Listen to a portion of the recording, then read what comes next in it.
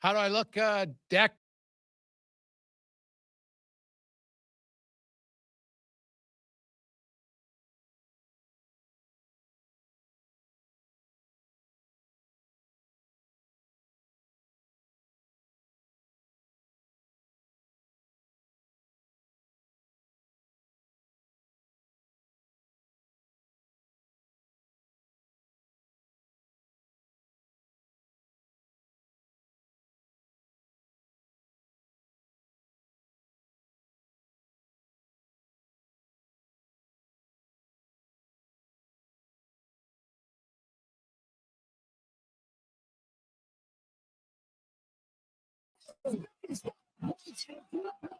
Sports 1440 and the Oilers Nation YouTube channel.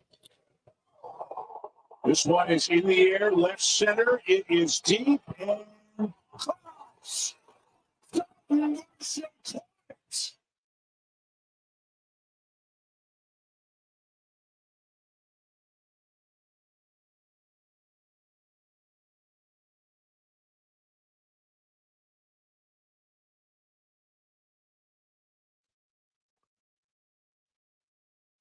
Oh, what a great tune to welcome us into the Tuesday show. How are you? Welcome to the Jason Gregor Show on Sports 1440, sports1440.ca, coming to you live on Oilers Nation YouTube and Facebook and X, Instagram. Many of you listening on the app. So thank you for watching, listening, and being part of the show. We appreciate it. It's always presented by playalberta.ca, where a record-breaking day at Play Alberta. $80 million up for grabs tonight in Lotto Max.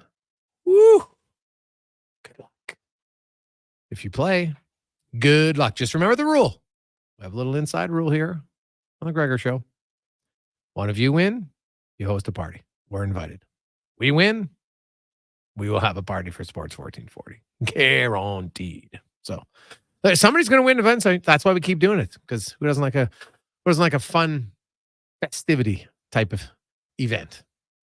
Well, I guess unless you're a fun sponge, but most people, they love it. It's great. Man, we got a loaded show for you. I expect a lot of texts in our EWEL inbox, 833-401-1440, 833-401-1440. Kevin Woodley will join us right off the top here in about 15 minutes, talking all things goaltending and a pretty key goaltender. Not right now. It's not. There's already Demko issues. Now we got Sorokin, who had back surgery in the offseason. Not really. Like, back surgery is no joke. Now, Varlamov is pretty good backup, but can he be the go-to guy? Well, will he have to be the go-to guy? We'll see. Justin Boone will join us. We'll talk a little fantasy football. Oh, my goodness. Injuries galore. It's only 2 weeks. Some people overreact after 2 weeks. Maybe now's the time to try to cash in on that via trade, potentially. So we'll talk to Mooner about that. Terry Ryan will be by at 3. Dave McCarthy, as always, Struddy in the 4 o'clock hour. We got Spec DVD, a loaded Tuesday edition of the Gregor Show for you. Also, I'll have a little fun trivia question for you. Just off the top, just random. I like to do the random stuff for this. I'm going to ask you, in the salary cap era, so from 2005-06 until now, 2 NHL teams have allowed 4,500 goals or more. 2. Can you name them? Don't look it up, because if you look it up, well, of course you can name them. Just think about it for a second. See if you get the answer. 833-401-1440. Ask this on X. No one's got the answer yet. You guys are probably a little smarter. So one of you will figure it out. But don't look it up. 833-401-1440. We got lots to discuss. What did we talk about yesterday, Connor? On the show, we said it was upset weekend in the NFL. It's early on, and everybody was writing off Kirk Cousins, even in the course of the game last night. That Kirk Cousins, he can't throw the deep ball anymore. He's done. They're brutal. They're over. What happens? They come back and win the game. Now, the Philadelphia Eagles, why were they passing the ball and not running the ball late in the game? It's a good question. Seemed like the coach kind of threw his quarterback under the bus a little bit after that game, Cons. But it just was a perfect ending to a wacky weekend in the NFL. Absolutely. I mean, we're all on the internet questioning the Atlanta Falcons. Why can't they move the football? Myself very much included, because it drives me crazy with all the talent that they have. Kirk Cousins, we're questioning that right leg because it looks like he can barely step on it. And when it matters most, the Philadelphia Eagles just play the softest defense I've ever seen. Saquon Barkley can't catch a ball to clinch the game. And a bit of an upset there, unless you're Brandon Douglas, who took the Atlanta Falcons to get the job done. Gregor, sorry to change topics here. I don't know if you saw it, the announcement that Brad Holland and the Oilers have just agreed to mutually part ways. Yeah, that just came down a few minutes ago. So, I'll be curious. You always wonder, what happens in an organization. I think when the offer sheets came out and there were some people in the organization trying to suggest that it was Ken Holland's fault publicly, that probably maybe didn't go over well with his son. I don't know. So, maybe it's more about what's the opportunity. You have a new GM come in, and in a lot of situations, they bring in their own people. So, we'll see. Was always had great conversations working with Brad. So, hope he lands on his feet. He'll have other opportunities for sure. So, yes, that's. I guess they'll be looking for another assistant general manager. We'll see Stan Bowman later on tonight. As the Oilers, they have their golf media day today, and obviously I'm here, not there, but because hey, you guys are more important. All right, you the listener. So but I'll go to the dinner, and there's an avail later on tonight. So chat with him. We'll find out what's the plan. Because I do know Stan Bowman had mentioned earlier that and we saw them add some new additions to the organization. I wouldn't be surprised to see more at it. I get the sense they don't want to go thinner in management. If anything, they would like to have more people in management. So there you have it. So Brad Holland, no longer with the Oilers organization. A lot of text line in 833-401-1440. We're getting a lot of guesses for Columbus and Arizona. Neither has allowed more than 4,500 goals in the salary cap era. So now a lot of people are guessing San Jose, and I'm like, guys, San Jose has been brutal lately. But remember, San Jose was up until 2017. San Jose had the most wins in the league. So I can tell you it ain't them. So not the Sharks, not the Blue Jackets, not the Coyotes. Two teams who have allowed 4,500 goals in the salary cap era. There's only two of them. What do you think? Hey, guys, is this the first time Trey Ford will be playing against his brother? Yes, Tyrell Ford, who has 6 interceptions for the Winnipeg Blue Bombers. Going up against, what a thrill that would be for the family. Must watch. Mom and dad fly in, I would think. Maybe mom's in a Bombers jersey, dad's in an Elks jersey, or vice versa. Maybe they'll have the split down the middle. Who knows? But either way, that's a pretty cool situation to see. Never mind having one kid play professional sports, having both play head to head, pretty fun. Well, I would have to guess. Anyway, it would be fun. Yeah, there's a lot of people guessing the Buffalo Sabres. It is not. Surprisingly, the Sabres have been bad lately, but in the early part of the salary cap era, they were a decently competitive team. But lately they have. Columbus and Buffalo have allowed the third and fourth most goals in the salary cap era at 4,475 for Columbus and 4,467 for Buffalo. So 833-401-1440 in our inbox. Some of you are getting one correct answer. No one has both yet. So keep trying. We're getting closer. Also today, you look the NFL. Greg's, who's the guy to pick up? Well, tune in 25 minutes, and I will tell you who you might want. Well, I'm not going to tell you, but our guest is. Who are the guys to pick up in fantasy football? Is it for sure Ford starting? Yes. It was announced before the bye week. Yes, Trey Ford is starting as he should be. I believe Trey Ford, barring an injury, should start every game the rest of the season. He is your future quarterback. Get him reps. That would be my choice if I was Jarius Jackson. You also have the fact that he needs a contract. Is there any other quarterbacks who are available that you would sign ahead of Trey Ford? I think the answer is no. So get the deal going. Get him playing. He's your main guy. You need a good quarterback, and away we go. So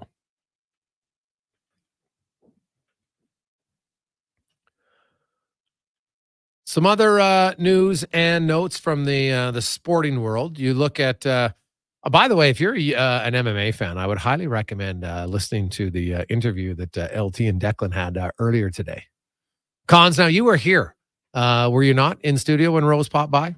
Yeah, I actually got to welcome them in from their nice big black SUV they rolled up in. Yeah, met the whole crew, met Neil with UFC and a few other people. So, yeah, that was really cool of them to drop by the studio. Great interview if you want to go check it out on Spotify, Apple, wherever you get your podcast from. But we had the right man on the microphone doing the conversation and Declan Kruger with that one. Yeah, so I highly recommend it. If you're an MMA fan, you'll definitely want to tune into that. We'll have some of it up later on socials as well. But you can always, anywhere you get your podcast, you can check out the replay of that.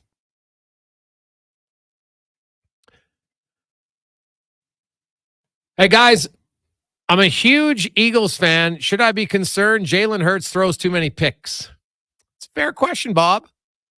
He has been a little interception prone last year and early on this season. I think it's fixable. But yes, it's a valid point that he has been throwing too many interceptions. No question about it. In football, you can't win when you turn the ball over. Well, usually you don't win when you lose the turnover battle. You just don't. So it's something that he's going to have to rectify.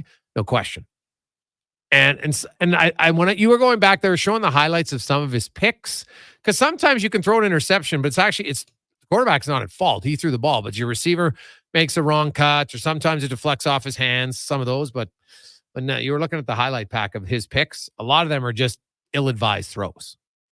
And I think Jalen Hurts is better than he's played, at least interception-wise, as of late. So there you go. Still no correct answers. Some of you, I will give you one answer. Oh, Cornelius. Finally, Cornelius got it. Many of you had one of the teams correct. The Edmonton Oilers. They have allowed the second most goals in the set, which is why, stark reminder, people always thought, well, the Oilers need more offense. No, they don't. Especially not now. Now the Oilers score a lot. And they've improved their defense. But in the salary cap era, Oiler fans, you've seen a lot of goals against. The Oilers have allowed the second most at 4,516. And Cornelius was the first person to get the other team. Well, he actually had both. And they are the Toronto Maple Leafs with 4,527 goals against. Yowzer. So there you go. Just a random. We're going to be doing that, get in the hockey season. Get some fun random questions for you. Some salary cap related, some historically related. I'm going to get into power plays.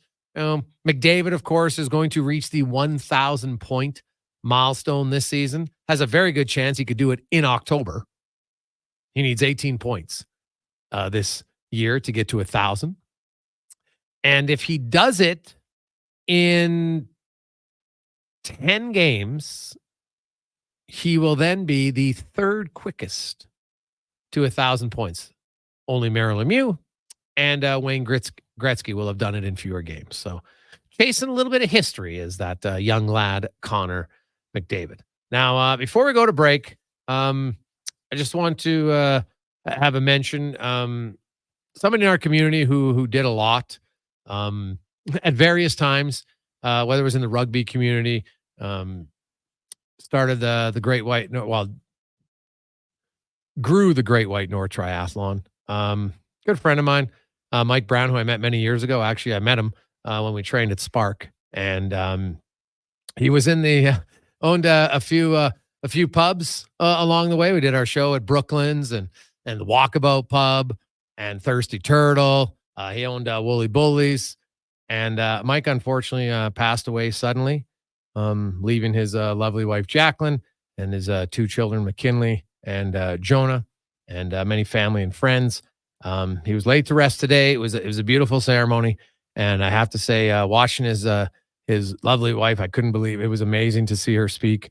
They had a great relationship, and it was a reminder. Of course, Mike was 51. I lost my dad in his 50s, and it definitely hits home a little bit. So just a reminder to everybody out there, give your loved ones a big hug today.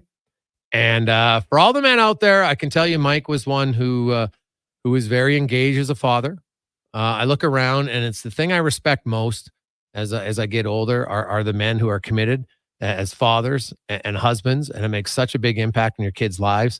I've strongly urged the importance of fathers for a long time. I think it's something society tried to downplay for far too long. Mothers are important, but fathers are equally important. Don't ever let anybody tell you different, because study after study after study will tell you it's not true. And Mike was a man who was very much engaged with his children and his wife and anybody who knew him. So my deepest condolences to Jacqueline and their entire family, all his friends. It was a lovely ceremony. I've never been to River's Edge. It's out by Devon, and it's an outdoor facility. And I'm telling you, like, for people who ever want to get married, like, I know it was a funeral. It was phenomenal. I've never been to a place like that. I didn't even know it existed. So Jeremy, who runs it, it's amazing. But anyway, I know Mike was big in the rugby community for a long time, was a great rugby player himself. And then, he brought rugby sevens here. He used to put on big events down at the on the south side at Ellerslie Rugby Park, and triathlons. And you know what? We actually interviewed Mike when he ran an ultra marathon. He was a kind of a lunatic in a good way to do that. And so good friend of our show who will be missed, and our deepest condolences. We'll take a quick break, and we'll come back. Kevin Woodley will join us on the Gregor Show, presented by PlayAlberta.ca.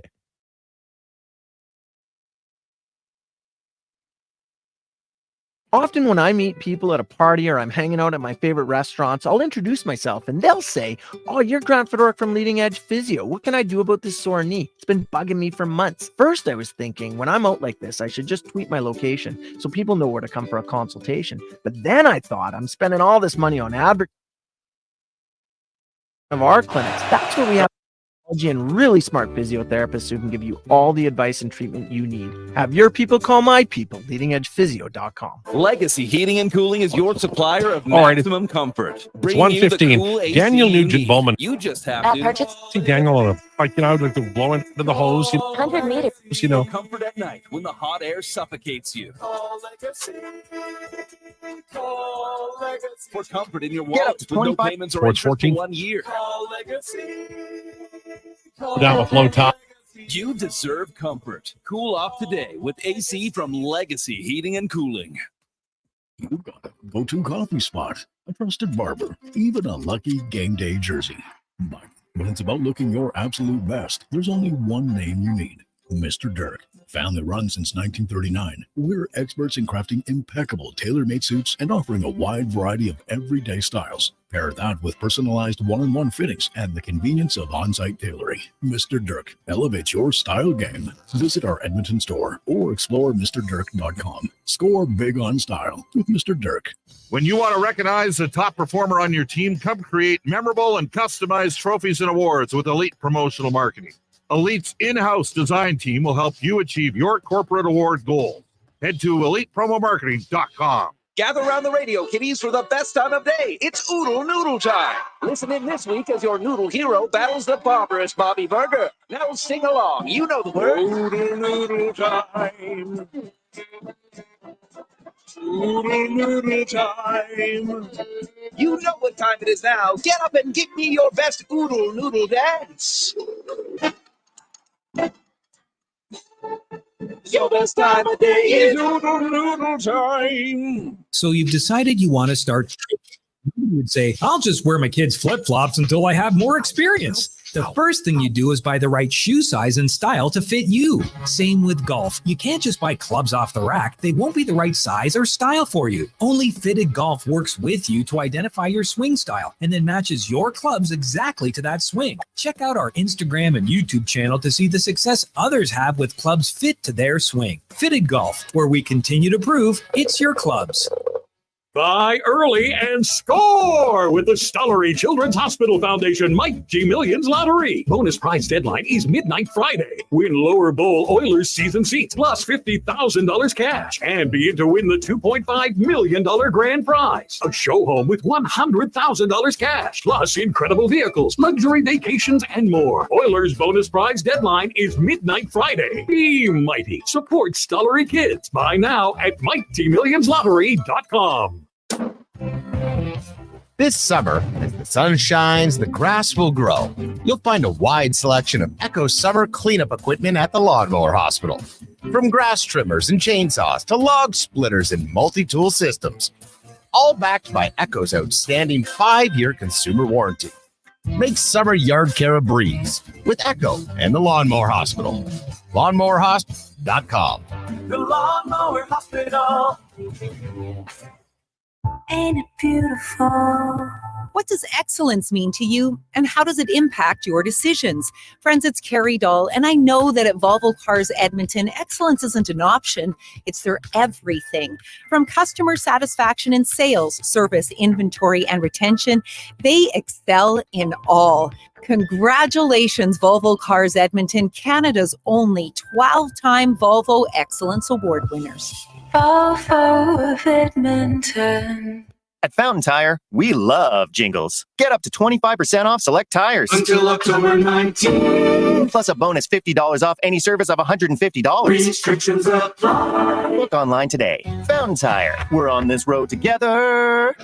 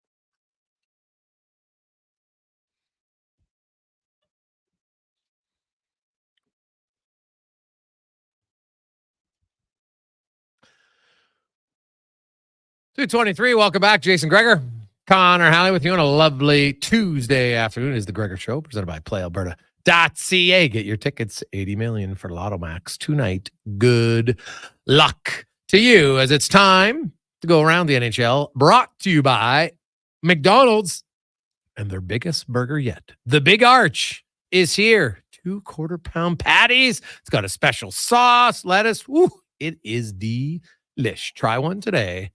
Only at McDonald's, as we welcome into the show from In Goal Magazine and NHL.com. Kevin Woodley joins us. Woodley, how you doing, my man? I'm good. 51 today, my friend. Don't feel the day over 51.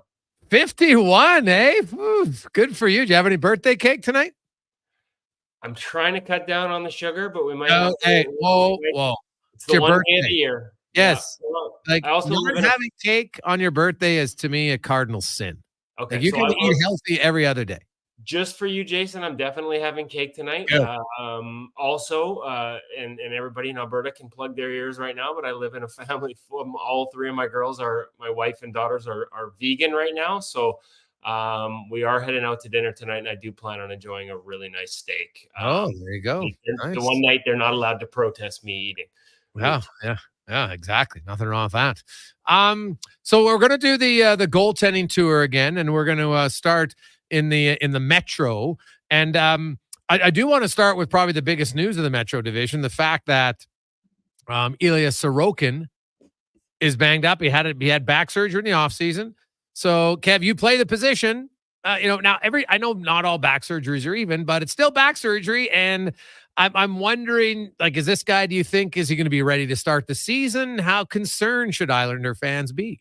Well, okay, so we don't know enough of the details yet. You would assume it's like, let's say it's Vasilevsky level back surgery, which is a disectomy, which I've had. I actually have had that as a goaltender. Now, I think they're in a little better shape than me, probably recover a little quicker. But I said that about Vasi last year, and look how long it took him to sort of get up to speed. So the questions unanswered that would give you concern and which actually have dropped them in my rankings, to me, they would be number one with a healthy Ilya Sorokin. And a big part of that is how good Semyon Varlamov has been alongside him for the Islanders for the last couple of years. Adjusted save percentage plus 1.1%, actually better than Sorokin last year.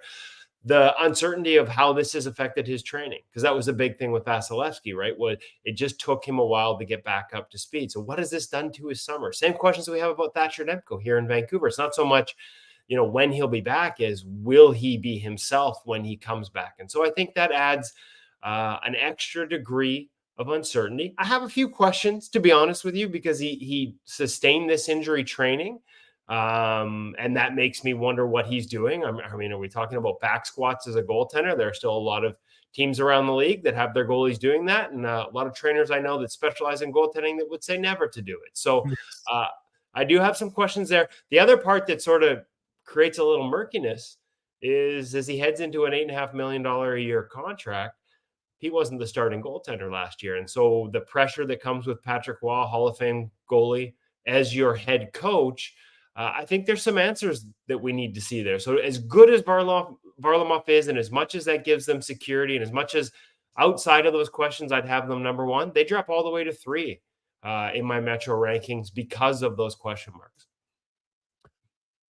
So let's start from the bottom then. Who do you have? Is it obvious Columbus is 8th? No, to be honest with you, Columbus is higher and not much. Oh, yeah, I guess Philly? I was tempted to put Columbus even higher. Philly's 8. Like, there's just too much uncertainty. Ersson, thought had a really good year, but they obviously played the wheels off him more than they should have. And a large part of that is the uncertainty behind him.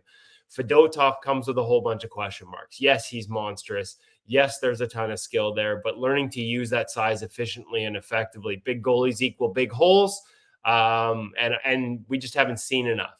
And then behind him, Cal Peterson I guess he's become a cautionary tale for every GM that's tempted to give a guy term and money coming out of their entry level. And I'm in that boat, Jason. Like, I got that one wrong. I thought Cal Peterson was on his way to a really good career. There were foundations and fundamentals in his game that I thought would translate into as the game changed around the goalies and got tougher east-west, and they just haven't. His numbers were some of the worst in the NHL last year. So that's a tough depth chart behind a team that surprised last year. And even if they can do it again, I don't know, without Carter Hart carrying it early on like he did last season, whether they have the goaltending to stay afloat.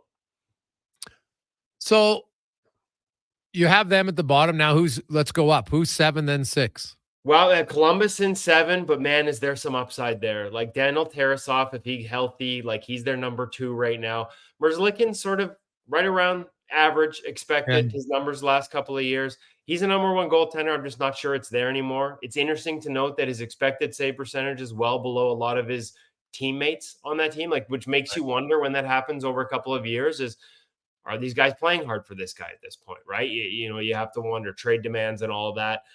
So that adds some uncertainty there, but Elvis has shown he can play.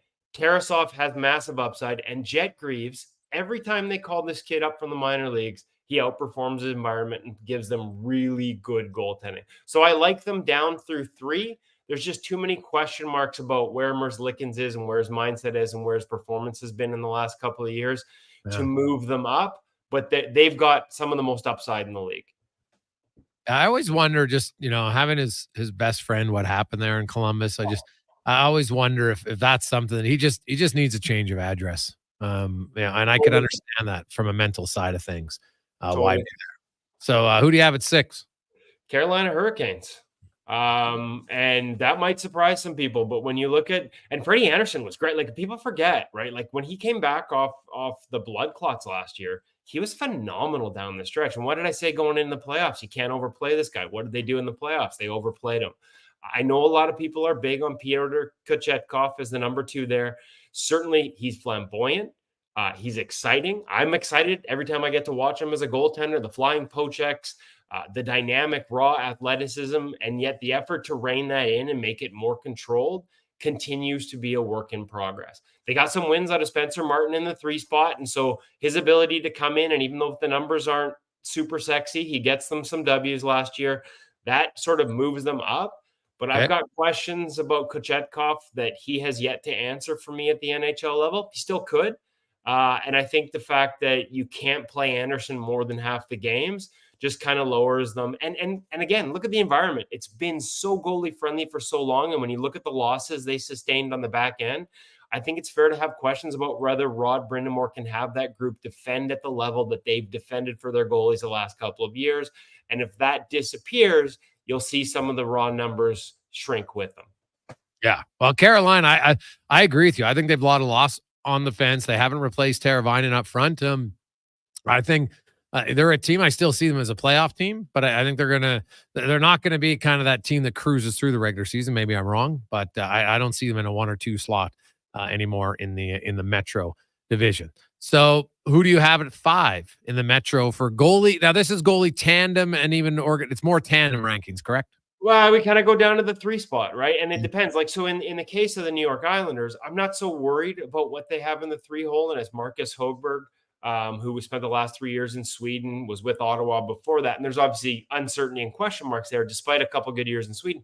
But I'm not worried about it because if Sorokin, even with Sorokin's back injury, like if he's able to play at all, like you have in Varlamov a number 2 who can be a number 1, so you don't worry about a number 3. If you're in more of a situation where you think you might need the number 3 and need him to play some games, like if your number 1 goes down, you've got a backup who's a backup and can't give you 3 straight weeks of play, that's where it factors more in. I've got Pittsburgh at 5, and really them and Washington could be a bit of a coin flip. Tristan Jarry and Alex Nedeljkovic. Ned had some great games for them last year, took the job over from Jarry. At the end of the day, when you look at their adjusted numbers, they're almost even, both above expected, but not at the margins you'd expect for Jarry. I was tempted to put him 4 because we talk about upside. I've heard some really good things about the offseason that Tristan Jarry has had this year. And so if that translates, we know what the potential is there. Their questions are at the 3 hole. If somewhere were to get injured and the other guy, needs a break, Joel Blomqvist, ton of potential. A lot of people liked him as a draft pick, but no NHL experience. And Taylor Gauthier, who I think fans in Alberta may remember from his WHL days and Hockey Canada days. That's their 3-4. So that was the difference for me between them being 5 and Washington, whose starters have similar numbers, moving ahead of them into 4 because they have better depth behind them. A guy like Hunter Shepard, who's won consecutive Calder Cups. I've got Washington at 4 with Charlie Lindgren coming off a breakout year. I don't see any reason that doesn't continue. And I think that Logan Thompson, as much as some of his habits frustrated the staff in Vegas, and that was the reason he was traded, I think there's upside there yet. And we've seen it at times with Vegas when healthy, when he can stay healthy. He was an all-star just a couple of years ago. Like he can play if everything else is in order. And by all accounts, he went into Washington really early and seems to be cognizant of the question marks, work ethic wise and health wise. They followed him out of Vegas and is doing the work to address that. And as I mentioned, Hunter Shepard didn't have he was good 2 years ago in a call-up, not so good last year. But I mean, you win back-to-back Calder Cups. There's something there. There are some people in the organization felt he was ready to be the backup. So having that in your 3 hole in case you need him matters. The big question, Jason, this is a weird one. It's not about the goaltending in Washington. I want to know how the shooters are going to be affected because both their number 1 and number 2 goalies catch with the right hand. They're both full rights, as we call them in the goalie world, lefties. Yeah. I've heard from other teams. I know Mitch Korn once sort of supposed this or talked about this. I've heard at other teams at other levels that have had that. and the shooters hated it and felt it affected them come game time because Really? all they do is shoot on guys with the glove on the wrong hand in practice, and it gets into your head about where you're looking. Glove is blocker, blocker is glove, and it becomes instinctual in the wrong direction. So why do they have to shoot glove? Just shoot blocker.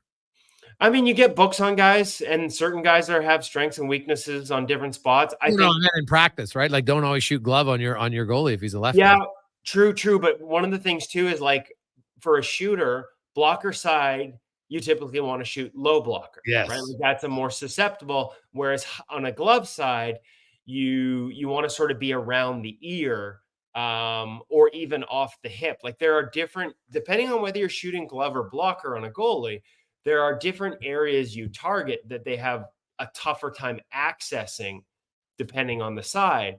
And I just think it becomes so instinctual in practice on a day-to-day basis that can mess with you a little bit. I'm with you. Just pretend he's got the gloves on the opposite hand in practice, but scorers like to score. And there's a visual aspect to it as well that, again, I don't pretend to know that is the answer, but a lot smarter people than me in the goaltending world have said they would never have two lefties and have talked about how they see it potentially being a problem. So it's a story to watch. Kevin Woodley joins us from In Goal Magazine and NHL.com. And so I know you had the Islanders number 3 in the rankings, and you mentioned that if Sorokin was healthy, you'd probably have them at number 1, but he's not. So you slid them down to number 3. We'll see where he goes and how long he's going to be out for the Islanders. So that leaves the Devils and the Rangers. I'm going to go out on a limb. Do you have the Devils number 2? I do have the Devils number 2, and I could have easily had them 3 with the Islanders. The thing that sort of, to me, flip-flops it, because Jake Allen's been a number 1 for a long time, although not at the level in recent years that Varlamov has been for the New York Islanders. I think people really miss on just how good Semyon Varlamov has been there and even in Colorado. To me, the reason they leapfrog them is if they get into the depth chart, Nico Daws has shown he can play in the NHL level. And I think not being forced to or have heat expected. Like I believe in Nico Daws as a long-term prospect. I think he can give you minutes if you need him. And there's a caveat here, but like Jacob Markstrom up to the All-Star break would have been my Vezina Trophy winner in Calgary. Like that's how good he was. Now here's the catch. Here's the caveat. New coach. Jacob Markstrom was a perfect fit for the New Jersey Devils last year when they were bleeding high danger chances. That's what he does best. Stop bullets in his teeth, Superman, diving all over the place, athletic as hell, and gigantic, fast, powerful, everything. That's Jacob Markstrom at his best.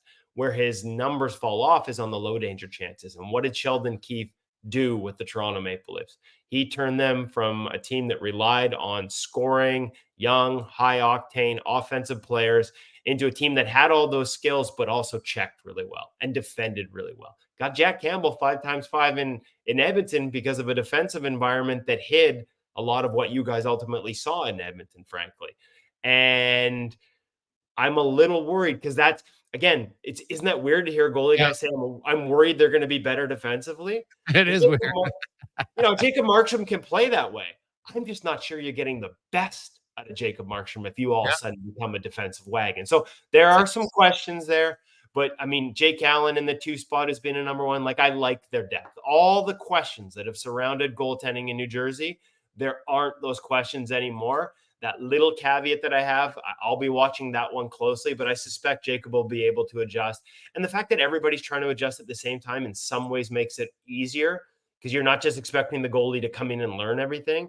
Everybody on the team is going to be trying to learn and get comfortable with Sheldon's system. And so maybe there are some hiccups in the first month, but I think that's going to work out well for everyone in the long term. And so then that leaves us with the Rangers at number 1. And, the Rangers, obviously a very good team, but what is it about their goaltending? Like, obviously we know Shesterkin, but this isn't just about your start.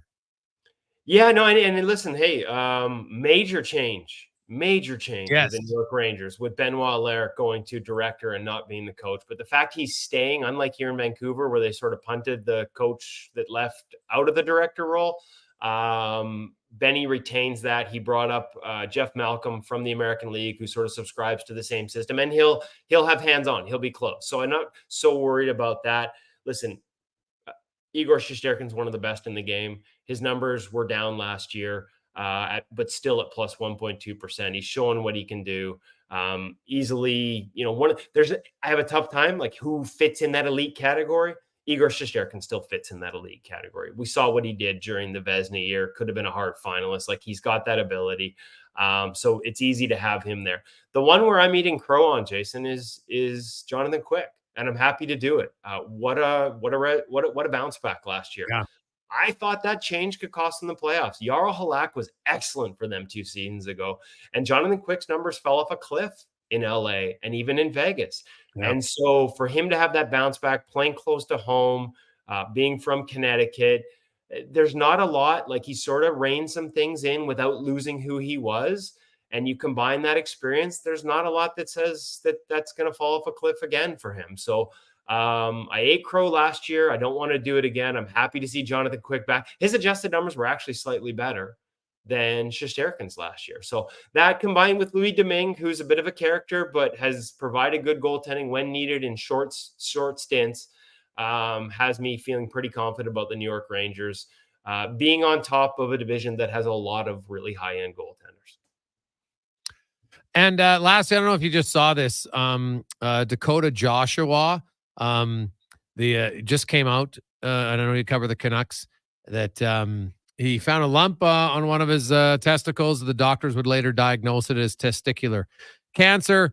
He's not going to be ready to start training camp as he continues to heal from the surgery, and is hoping to return.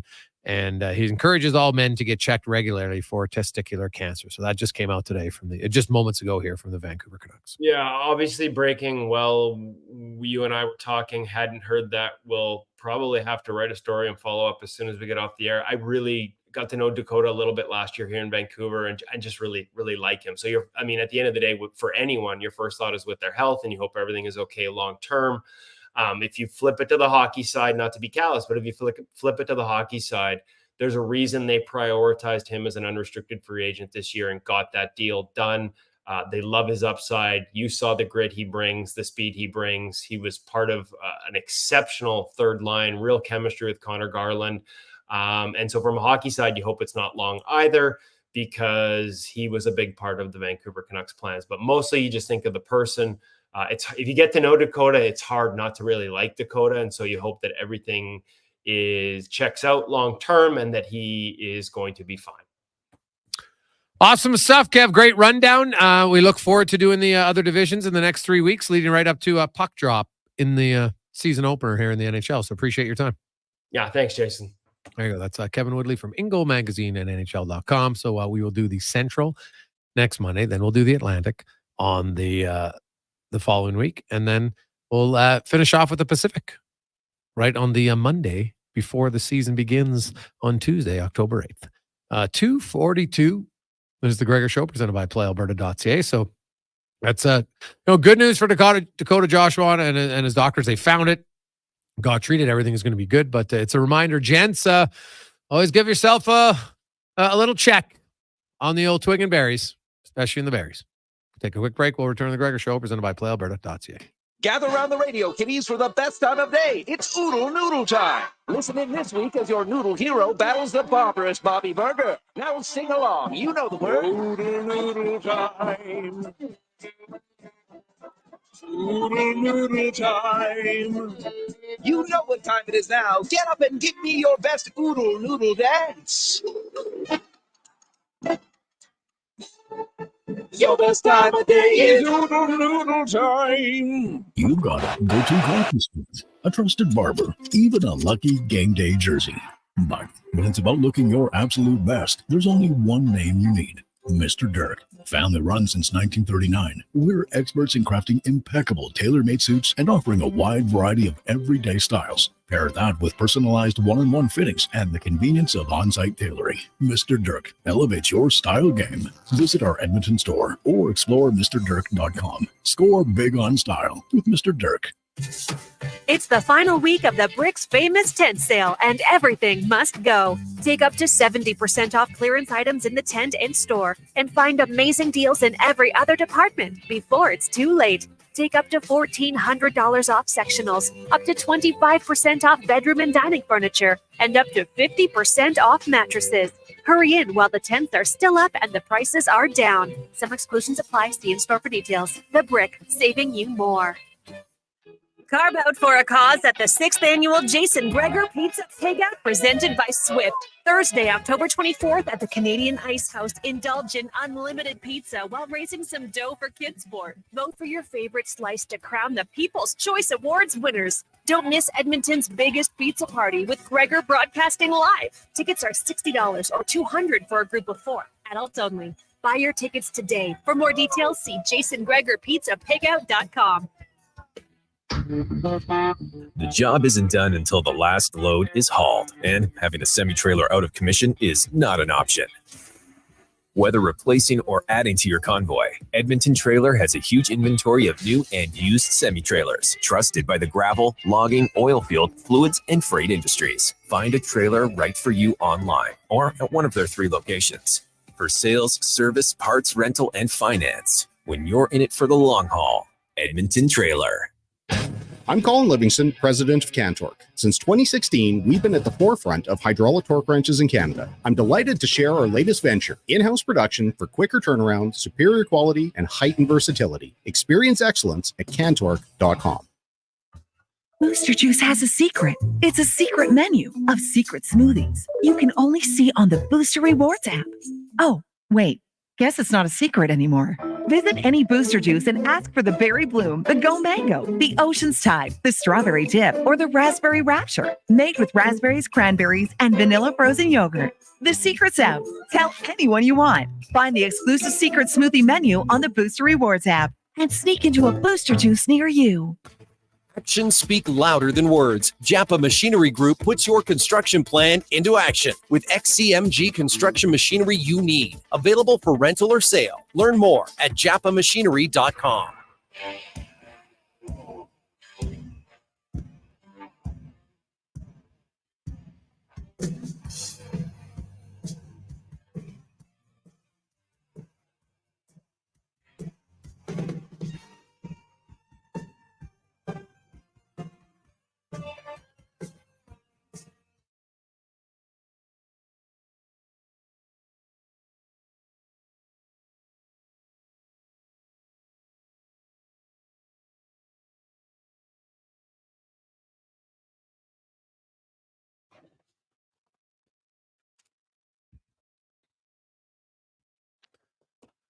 Welcome back.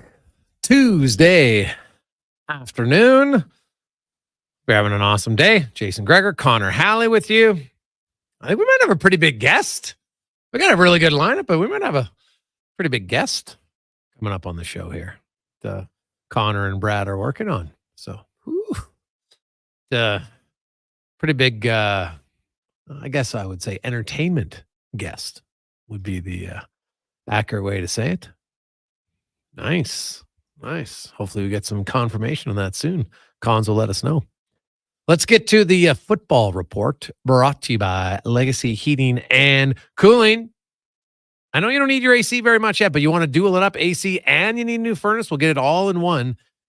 No payments, no interest for a year. It's a great deal. You can get it now at legacyheating.ca. And I know for many people, you're looking at your fantasy football roster or maybe the team you cheer for in football in real life. You're like, oh my goodness. Like if you're a Rams fan, you're like, what is happening? Do we have any healthy players left? Offensive line's decimated. Your 2 best receivers are out. Oh, it's brutal. Justin Boone from The Score and Fantasy Football will be searching the waiver wire, finding out who are the guys to get, because sometimes you can overreact, Justin, and you look, okay, this guy's out. So let's start with the Rams. And so now that their top 2 receivers are out, I don't know, maybe they're just going to run the ball but they don't have an offensive line. So I don't even know if they can pass the ball. Is there anybody that you would look at picking up, or is there somebody in that offense that you think is going to get a lot more balls now? I mean, they're going to have to rely on Kyron Williams in that backfield quite a bit. Not sure how that's going to look, like you said, with all the injuries on the offensive line now. I think this is an area where people can look for sort of cheap fantasy value. You're not going to find a guy on this team in the receiving corps that's going to step in for Cooper Kupp or Puka Nacua and win your league for you. But Demarcus Robinson was already a starter in 3 wide sets. He's the guy that they're going to look to be Matt Stafford's number one now. They also have Tyler Johnson there, who was kind of the Puka Nacua replacement, had a big catch in week 1, didn't do as much in week 2. Again, he's a guy that you maybe throw in your flex spot, but not somebody that you really want to have to trust in your lineup. If you want to throw the dart on the guy that could actually step up and kind of surprise people, it's the rookie, Jordan Whittington. He got a lot of hype over the summer. He's a guy that I think they're going to find ways to use to potentially slot him into that Cooper Kupp kind of role. He's the one that's kind of interesting, and people will probably be able to get him very cheap off the waiver wire tonight. Yeah. So, you look at him, even their tight end maybe is a position where with Higbee out, they might throw him the ball because you got to throw it to someone. So we'll see. What about, would you stay away from Kansas City's backfield now with Pacheco out? They just went out and signed Hunt. I don't know. What do you make of that backfield? And if you had to pick one, who would you pick? The last couple of years, what we've seen from Kareem Hunt, it has not been great, right? And we know running backs can kind of fall off that cliff. So while he knows some of the players there, he probably has a grasp of the offense coming in more than a guy off the street normally would. I don't really trust him to blow up in this spot, and I'd be surprised if he gets like a huge role. Think of like Dalvin Cook signing with the Cowboys, right? It makes a lot of headlines. People get excited, but is he actually going to make an impact? Is he actually going to get snaps on that team? I'm not so sure. So for me, the guy I'm targeting is Carson Steele. And I think everybody in the fantasy community got pretty excited about him in the summer when, he was that hulking fullback and was sort of carrying guys with him down the field on a couple of those spots.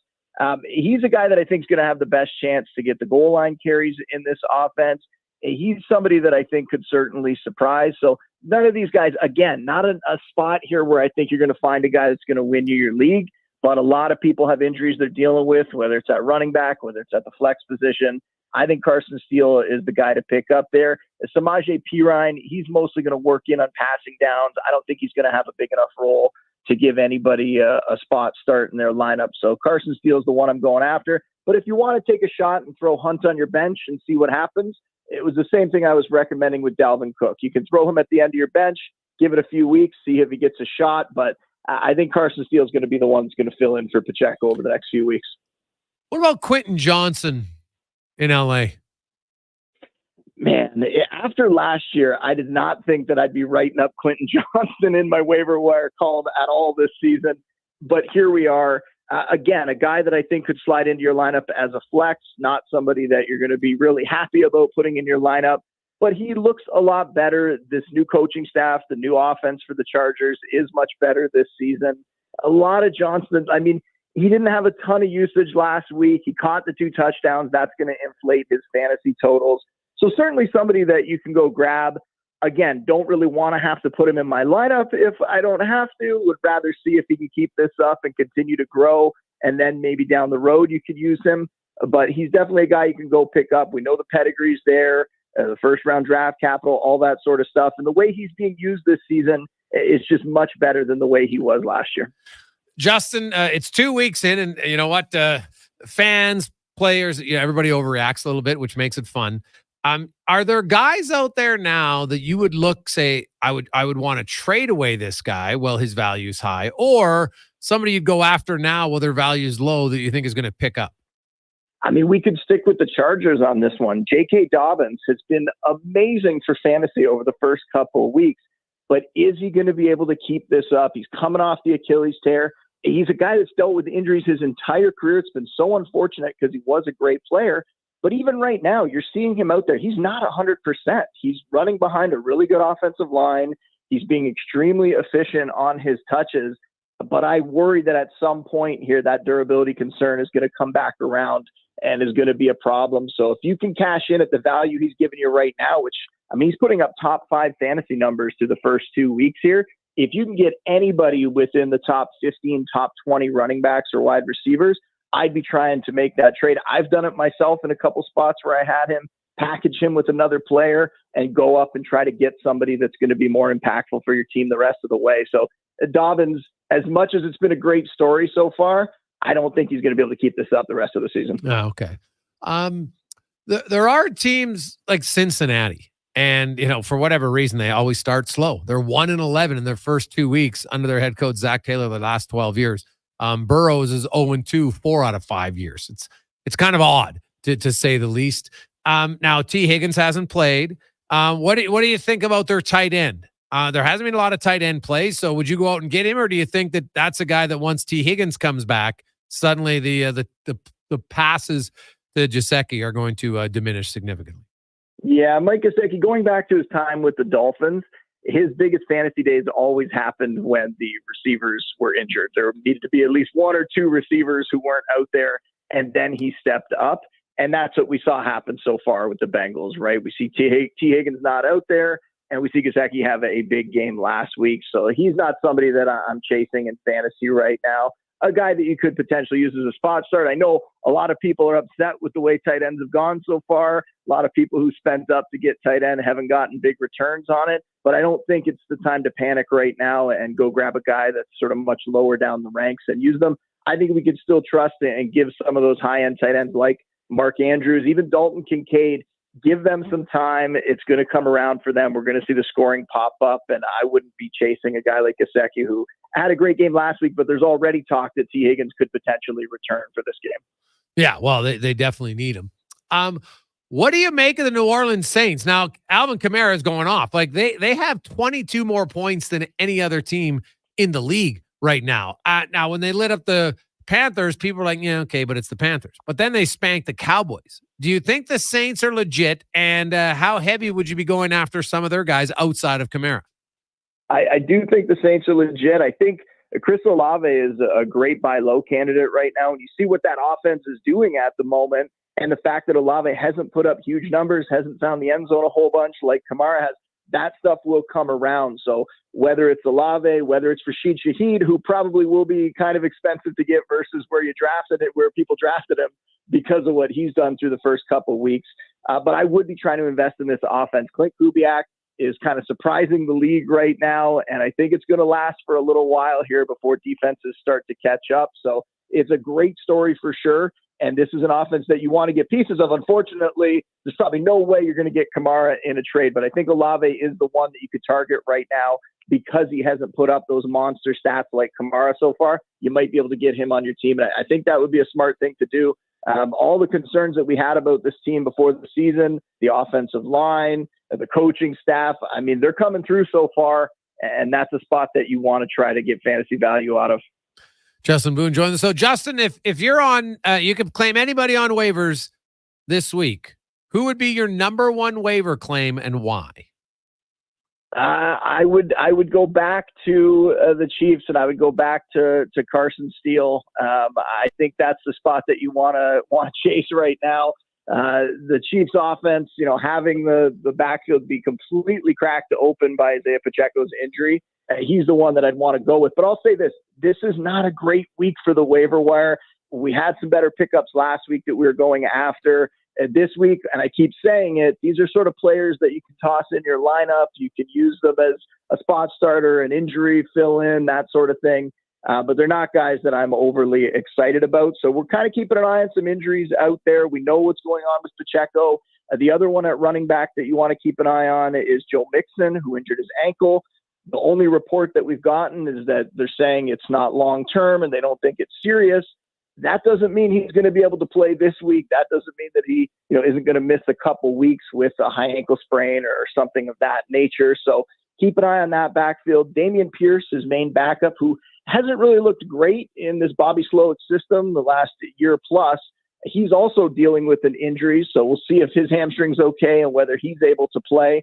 And if he's not, then Cam Akers is the guy. And that's a shocking one too, because Akers, coming off another injury, didn't think that he would do much for fantasy this year, but he earned a spot on that Texans backfield. And we've seen whether it was Devin Singletary last year, or whether it was Pierce at times a couple of years ago, guys can produce in this offense. They tend to give their lead back quite a few touches. And Akers last week, he was pretty efficient with what he got. So I'm taking shots on Pierce and Akers just in case Mixon can't go this week. Great stuff, Justin. Really appreciate it, man. Enjoy the week. Thanks. Take care, guys. There you go. There's Justin Boone from Score and Fantasy Football. So, You never know. The injuries. I will say Connor was pretty accurate when he was talking about his Chargers. He said, hey, Keenan Allen, how many games are you going to play? Well, Keenan Allen's already injured. So, Cons, you pretty much called that one. How's Mike Williams looking? Yeah. How's Austin Eckler doing out in Washington? Yeah. Yeah, I like what you said there with Quentin Johnson, though. One thing I will say, last year he was kind of forced into a role. I don't think he was ready yet with Keenan Allen's and Mike Williams going down. This year, Harbaugh, I think he could get it a little bit more. Let's just get the ball in his hands in different ways. Is he a good deep threat? Not necessarily all the time. He did have the touchdown this week. I don't think we're going to see that on a week-to-week basis, but this coaching staff does seem to utilize him in a smarter manner, and I really hope he's wrong about J.K. Dobbins, because J.K. Dobbins is a guy who's he's an awesome human. He's great to listen to, and I'm so happy for the success he's had, but we're still going to hold our breath and see if it keeps on going. Quick break. We got Terry Ryan, Dave McCarthy coming up, and maybe a very special guest that we can confirm in the next hour. But first, let's get to the Con Man Sports 1440 update, brought to you by eWell, your partner in power since 1976. And now, even better, you can order 24/7 online all day in their online store for all your electrical gear. EWEL.ca. This is the Sports 1440 update.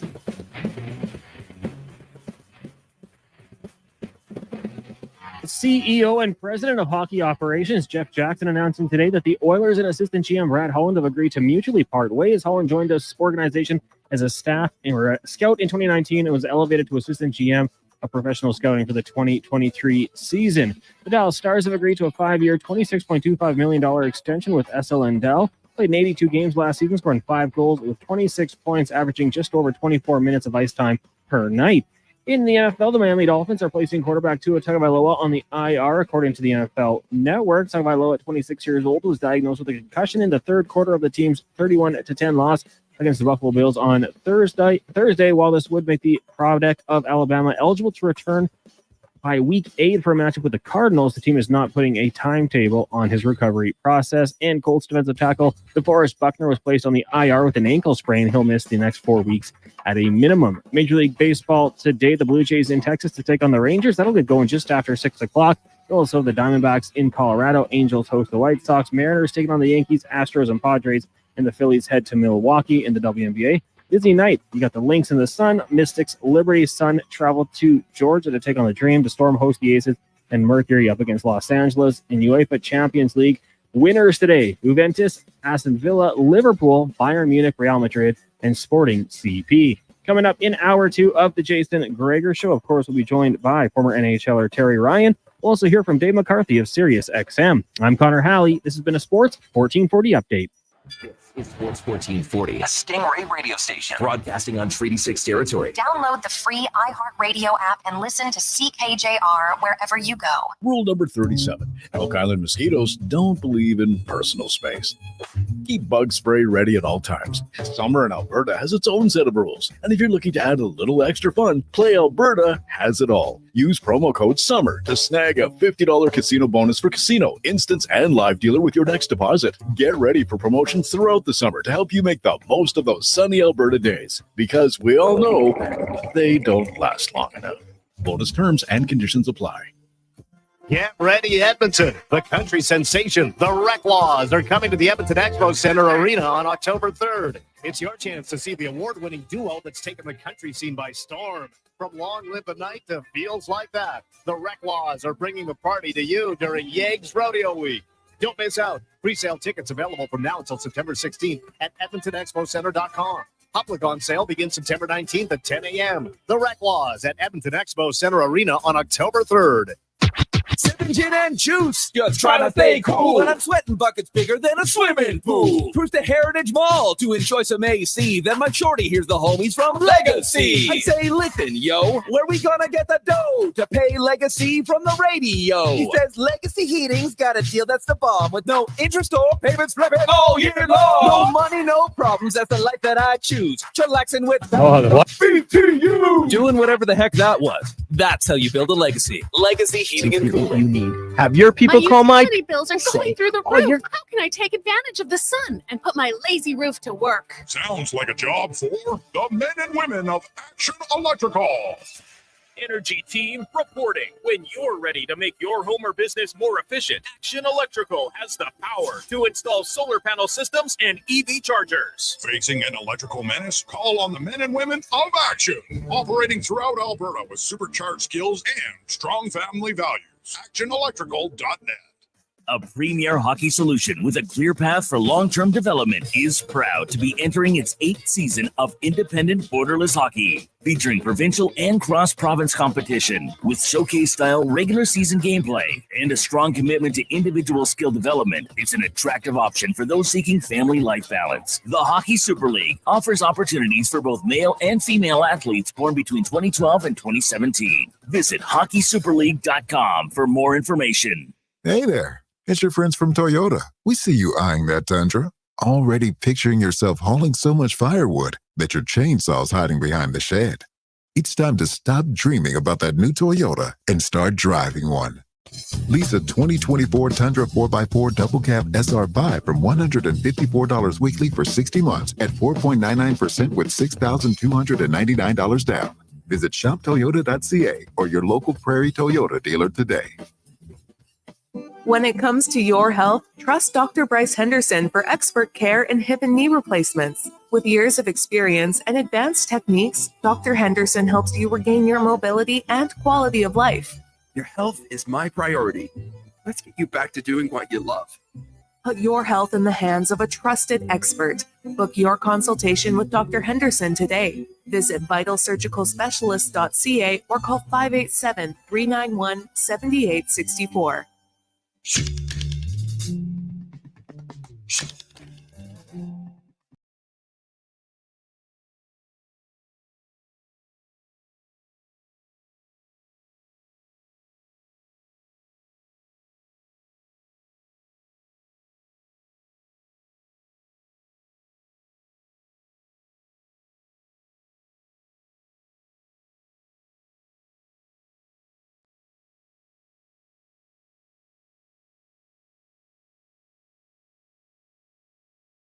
Just after 3:00, Tuesday afternoon.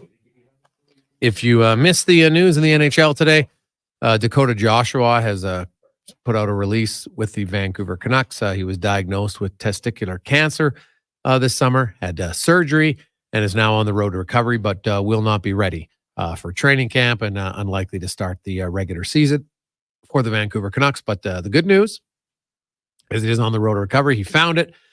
He wanted to tell people about it, so remind guys to get checked. And we also, on that note, had Jim say, hey, fellas, make sure they check the other ways. 2 years clear of prostate cancer right now from Jim. Well, Jim, congratulations, man. Good for you. And it's a very good one. I know guys don't like to talk about it, but it's true. We can make a joke about it. I don't care. Get the rubber glove. It doesn't matter. But don't be the guy who doesn't get it checked because you're too worried about the uncomfortableness for 30 seconds, 10 seconds. I don't know how long it is. But either way, you get it done, in and out, not a big deal. And I'll tell you this, you'd much rather get checked than find out later because you didn't get checked. So it's a very good reminder, Jim, and happy to hear that you are 2 years prostate cancer free. That's great.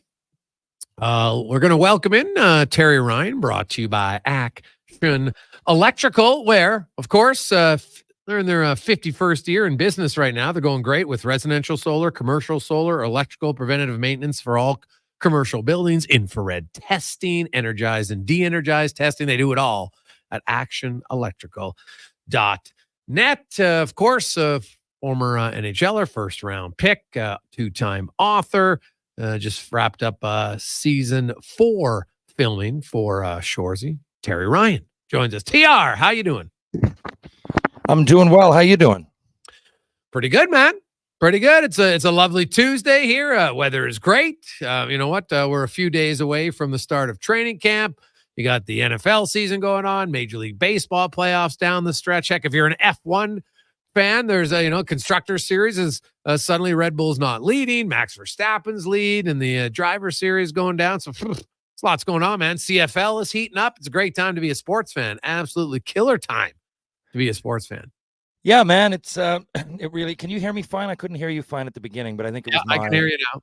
Yeah, it was definitely my connection. Okay, great to be with you. And there's a lot going on, of course, in the sports world. I have to mention that I was in Sun Valley, Idaho last weekend. Yep. God, I'm getting ready to go to the Chicklets Cup tomorrow. I said, should I wear a cowboy hat? Maybe I'll save that for a Stampede next year. But hook me up with a nice hat down there anyway. It was awesome. Not that you asked, but I'm sure it's an interesting story. I was down there. We were raising money for the local hockey team. Yeah. And we had 3 of the Hansons. We did a screening of Slapshot, right? $35 to get in, $100 for VIP, which just meant stay afterwards and have a yarn with us or whatever. So most people paid the $100. So it was nice. It was a sold out theater. And on stage from left to right, it would have been Bobby Farrelly of the Farrelly brothers, because he has a spot there. I mean, he's all over, but he loves Sun Valley and has a spot there. That would be his most local place. And then you got me, and then it was Dave Hansen, Jeff Carlson, who played Jeff Hansen, and then you had Jack Carlson, who was the inspiration, yes, for Steve Hansen, but that was Steve Carlson. So it's kind of confusing. Jack said no to the movie. Looks just like the boys. I mean, looks just like them. Oh yeah. Jack said no to the movie, but pursued hockey. I mean, not that the other guys didn't. They kept playing, but Jack really put all his time and energy into making the NHL. He ended up playing 6 years for the Minnesota North Stars, and God, I forget the other team, St. Louis, I believe. Anyway, it was one of these situations, man. I was like, I really knew, because I know that it's a fault of mine. I talk too much. Great for these segments, but in regular life, I often cut people off, and I know I'm being obnoxious, but like I said, it's just part of my energy, or what, if you want to call it ADHD, whatever it might be. But I was saying to myself, I'm like, and especially when I know people want to hear me, like, I'm like, a lot of people are here, just as many people to hear from Shoresy, an actor in Shoresy, the Chiclet stuff, the Growlers game, the Montreal Canadiens, this show, I could go on and on. And before, with the VIP, a lot of people, they came in and said, well, we're going to ask you this, we're going to ask you that. And I thought about it. I'm like, I don't know. I'm starting to think about this. And it's great that you guys pulled me in here, and I can be part of it, because there was a golf thing the next day as well. Not that I'm good at golf, but I figured I'm going to meet. In golf, I was sitting on hold 3. And really, it was to meet people coming through. So I said, I'm going to tell them whatever stories they want, and they're going to hear it personally. Because I've got one of the Farrelly brothers on my left. Like, we could just ask questions about one movie. There's something about Mary, Kingpin, Dumb and Dumber. That's 5 hours. We were up there for 45 minutes, right? So now you got him on one side of me, and 3 legends of film, for another reason, on another side of me. And we're there to watch Slapshot. So I thought about it. I said, you know what? I'm going to speak when spoken to. Beforehand, of course, we had a couple of beers, but I really, really sipped. Like I didn't want to get to the point that I was bubbly and sociable, because I said, like, it's going to be a nightmare if I get off of here, and I've spoken more than they have, and I know myself. So anyway, I asked Bobby a couple of questions, and there was no moderator. So I don't know if they forgot, or the sons who flew us in just figured maybe we'd just have a conversation, or maybe they figured that it would be the crowd Q&A, but the crowd wasn't really saying anything. So Bobby started with the questions, and then I'm glad I got a little bit of a background and stuff like this, because after that, I didn't answer anything. Wasn't asked anything. I just kind of mediated the thing with Bobby, but that was kind of what ended up happening. It was such a fascinating weekend from every point of view. It's an awesome. What was your favorite story that he told? Jack Carlson, there was a bunch. How Paul Newman loved hockey, could actually skate. He could skate, but he said in the major scenes that there's a couple that, like, and even the camera work, Bobby noticed there's a couple times, if you're into film and you know what a dolly track is, when they were used, like, with the majority of times I've seen Slapshot, I didn't really watch it from that perspective. Now, looking at the hockey scenes, I understand why Jarrett and company and the producers of Shoresy say, that was real well. They did that really well, like the way they did that. And I'd forgotten that, oh God, I forget her name, Jenny Dowd, I think, a woman wrote it, which.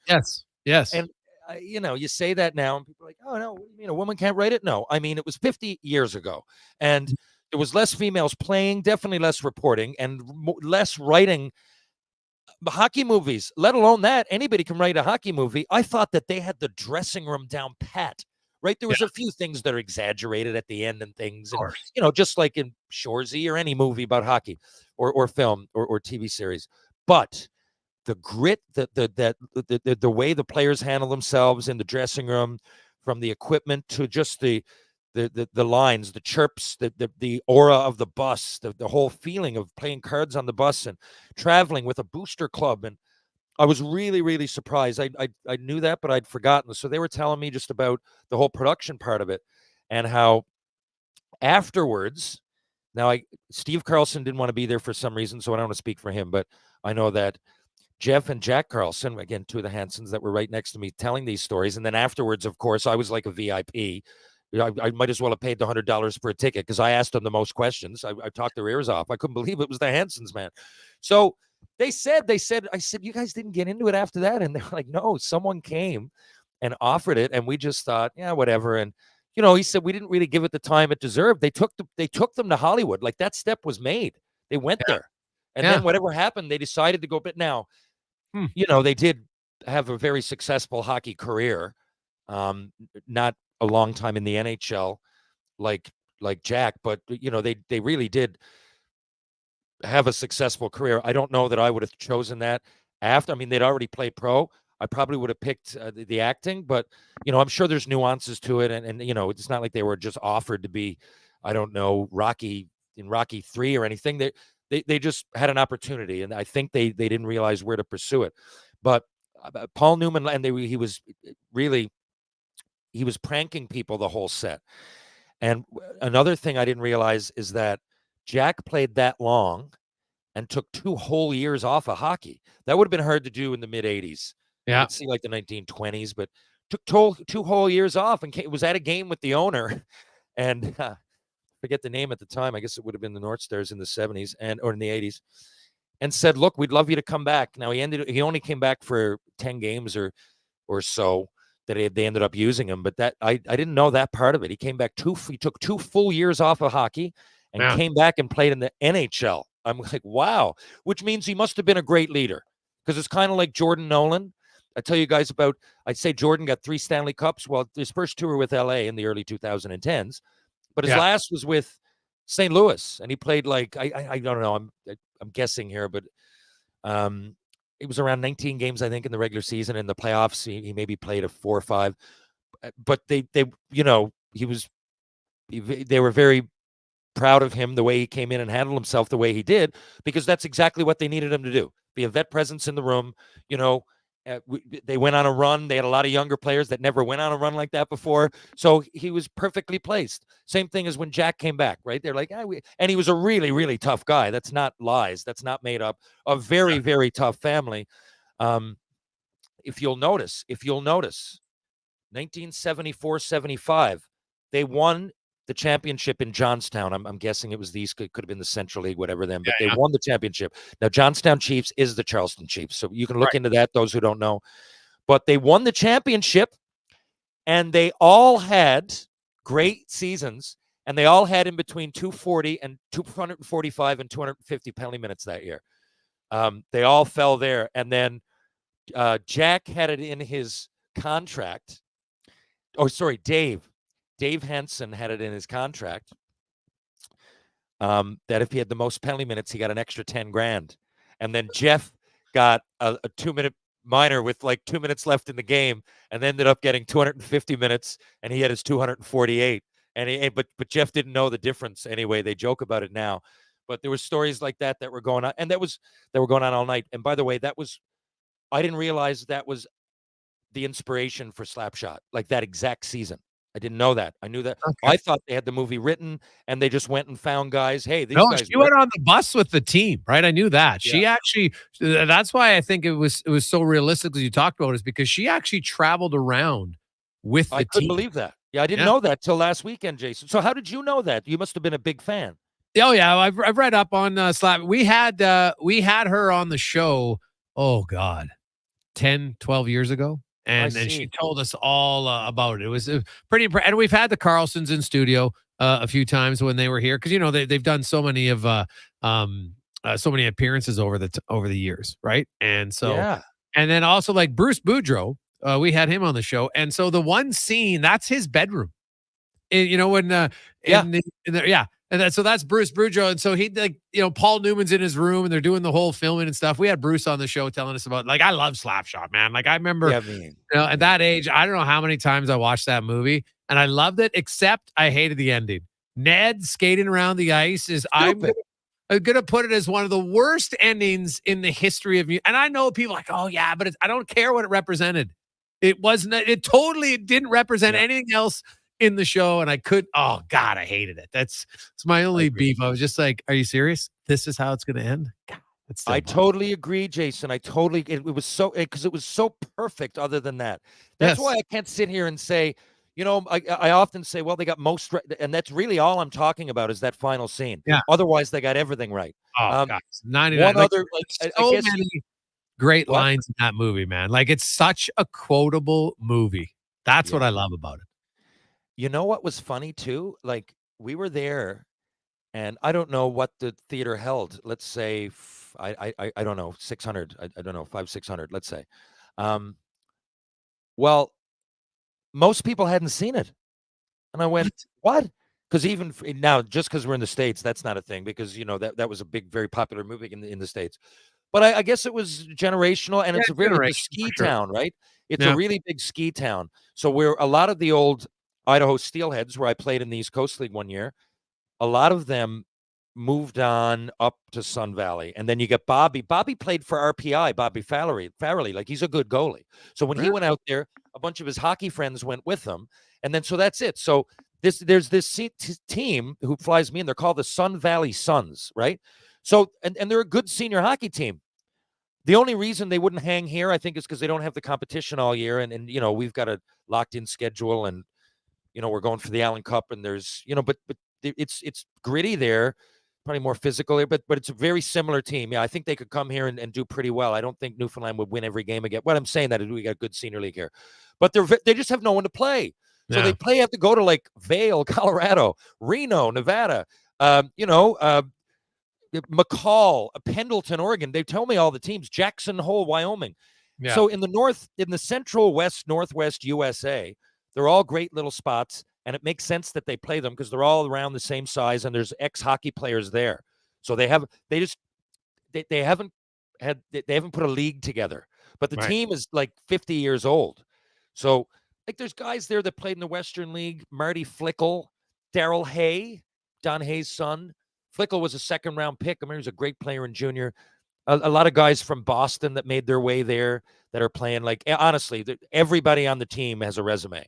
It's very, very impressive. And like I said, they just need to raise a lot of money because their travel is so expansive.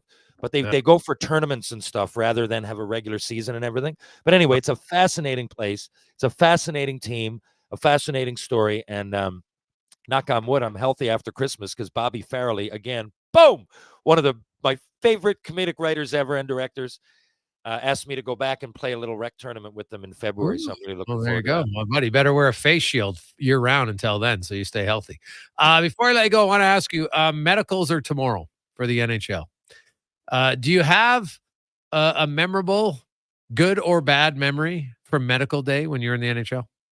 My worst memory was Brad Brown finding out his heart skipped a beat, whatever it is called, arrhythmia, something. Yeah. Yeah. No, I was always good for the medical. In the training one year I came in, I could have been in better shape, but I was never out of shape. I didn't like the process, but I kind of look forward to being evaluated because I'm I did stuff. So hopefully it's noticed. Now I could never even touch my toes. They were embarrassing things. And I remember going in the year that I'm saying I came in out of shape. I was taking a lot of creatine, and they knew this because they wanted me to get better. I was fighting tough guys. I realize now that it wasn't the way to go, but we tried it. And the training I did, I couldn't do one pull-up, not one. But I didn't practice for it. I just figured, with bench and with triceps and everything's strong. Maybe so my core wasn't strong. We weren't doing any back muscle workouts. Couldn't do a pull-up. And it was in the days that you just go and work out. Hey, you got a trainer? Good. You're good.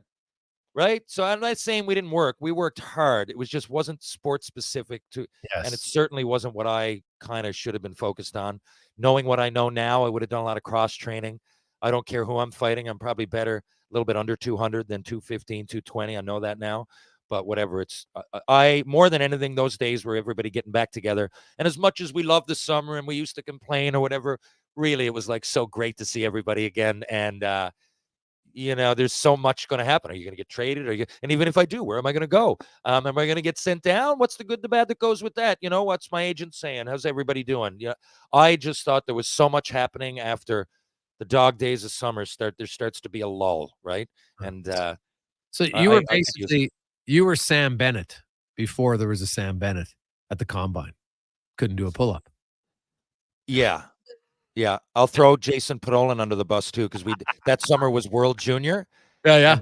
Podes and I both couldn't do one. I remember we were the only two that couldn't do it. It didn't look great, but the other things I finished okay on. These are my memories, Jason. These are my memories. Go ahead. I don't think pull-ups really impact your hockey ability at the end of the day. At the end of the day, and it certainly didn't affect my acting ability, and that's all I really got to worry about now, other than the odd charity game. Can you do a pull-up now? Yeah.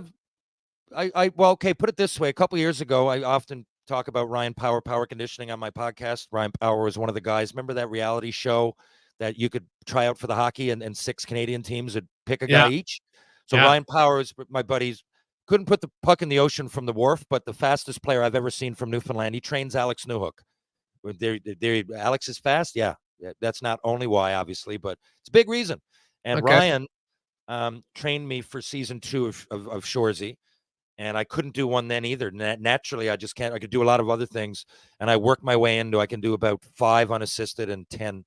Then I put the band on, and I still do those. I got my daughter and her friends working out there now. Not that there's a need to do it, but if I go there all the time, I'm like, I might as well be doing, can't be bad that I can do them, although there's no need. I could see you at the Power Gym. You got a little Kenny Powers in you, so I could see you fitting in there quite well. I got a lot of energy in me, and just point me in a direction. I'm talking, I'm running, I'm whatever. Put me on the wall, I'll climb it, like whatever, Oh, that's good. I like it. Well, TR, I know you're super busy today. Thanks for joining us for this segment. We will chat with you longer on Thursday as training camps are underway. I see you got a night. We have more time. We'll get into the haircut because I see it's high and tight right now. So we'll have lots to talk about on Thursday. You remember that. And by the way, honestly, this is one of my favorite things to do. I hate taking time off, but you know what I'm going to do now? I'm going to literally audition for the new Youngblood movie. So like I said, like these things happen. Like a remake. Youngblood, the hockey show. There's a new movie coming out, like a remake. Yeah. And, I've got your agent, my agent phoned earlier. She's like, what's going on? You haven't gotten back to me about, I said, well, I didn't even see it. I looked down, I got like 300 new emails. It's just like insane. I said, no, I'm sorry. You got to text me from now on, Megan, please. So she said, well, you got to get it in by midnight tonight. It's an audition for Youngblood. She goes, I figured you might be okay for it. Now, let's be serious. It's not one of the players, right? It's the ref or the coach or something. Because Youngblood's 20 years old. You could be the coach. Nothing wrong with that. I'll find out now in a second. I haven't even looked at it. We'll find out on Thursday how it went. Thank you very much. Thank you, Jason. Thank you, Edmonton. Thank you, Connor, and see you guys soon. There you go. There's TR. Ooh, Youngblood. I didn't even know they were remaking that movie. I'll have to tell Dave, our next guest. Cons, did you know that was happening? Only because he told me this morning. Okay. Well, somewhere. I thought it might have been a secret, but somewhere Dean Millard, wherever Dean Millard is right now at this moment, he is probably trying to get a script to see if there's any part he can. I don't know if there's a bigger fan of Youngblood than Dino. He loved that show. So we'll come back. Dave McCarthy next on The Gregor Show, presented by PlayAlberta.ca. The job isn't done until the last load is hauled, and having a semi-trailer out of commission is not an option. Whether replacing or adding to your convoy, Edmonton Trailer has a huge inventory of new and used semi-trailers, trusted by the gravel, logging, oil field, fluids, and freight industries. Find a trailer right for you online or at one of their 3 locations. For sales, service, parts, rental, and finance, when you're in it for the long haul, Edmonton Trailer.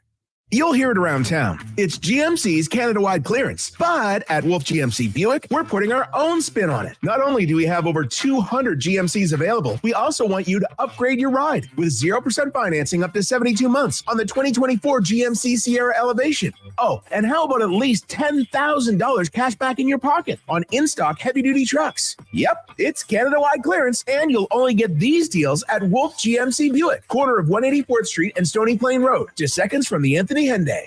Imagine hitting 13 out of 14 fairways from the tee. It can happen. It does happen with a driver created for you by Fitted Golf. We are the only company in Edmonton who fits for all 9 features of each golf club. Amateurs learn to play like amateurs from amateurs. Come work with our professional team of scientists, engineers, and club builders and get fitted with the clubs designed for one golfer. You. Visit fittedgolf.ca today. Fitted Golf, where we continue to prove it's your clubs. Ready to tackle your toughest tasks? Edmonton Kubota has you covered with the all-new M8 Series tractor with powerful 181 and 201 horsepower engines, Cummins power, and loader readiness. It's built to handle any challenge. And now, for a limited time, get a free 4-year extended warranty when you drive off with an M8 Series tractor. Don't miss out on this unbeatable offer. Visit Edmonton Kubota today and power up your productivity. Edmonton Kubota, where power meets performance. Carve out for a cause at the 6th annual Jason Gregor Pizza Takeout presented by Swift. Thursday, October 24th at the Canadian Ice House. Indulge in unlimited pizza while raising some dough for Kids Board. Vote for your favorite slice to crown the People's Choice Awards winners. Don't miss Edmonton's biggest pizza party with Gregor Broadcasting Live. Tickets are $60 or $200 for a group of 4. Adults only. Buy your tickets today. For more details, see jasongregorpizzapigout.com. The Canada-wide clearance is on at Chevrolet. Get 0% financing for up to 72 months on the 2024 Silverado 1500 RST. Explore downtown hotspots with standard Chevrolet safety assist, including automatic emergency braking and HD surround vision camera. Or take on the great outdoors with an available 3-liter Duramax diesel engine and available in-vehicle trailering app. Oh, look, a cute chipmunk. Not so cute. Not so cute. Ask your Chevrolet dealer for details. Portions of this hour brought to you by Leading Edge Physio. The team in Old Strathcona have special training dedicated to reducing the impact of cancer care before, during, and after your diagnosis. From lymphedema to the management of fatigue and side effects from chemotherapy and radiation, they can help. Learn more at leadingedgephysio.com. In sports talk and beyond. This is Sports 1440. Presented by PlayAlberta.ca, Alberta's only regulated online gambling website.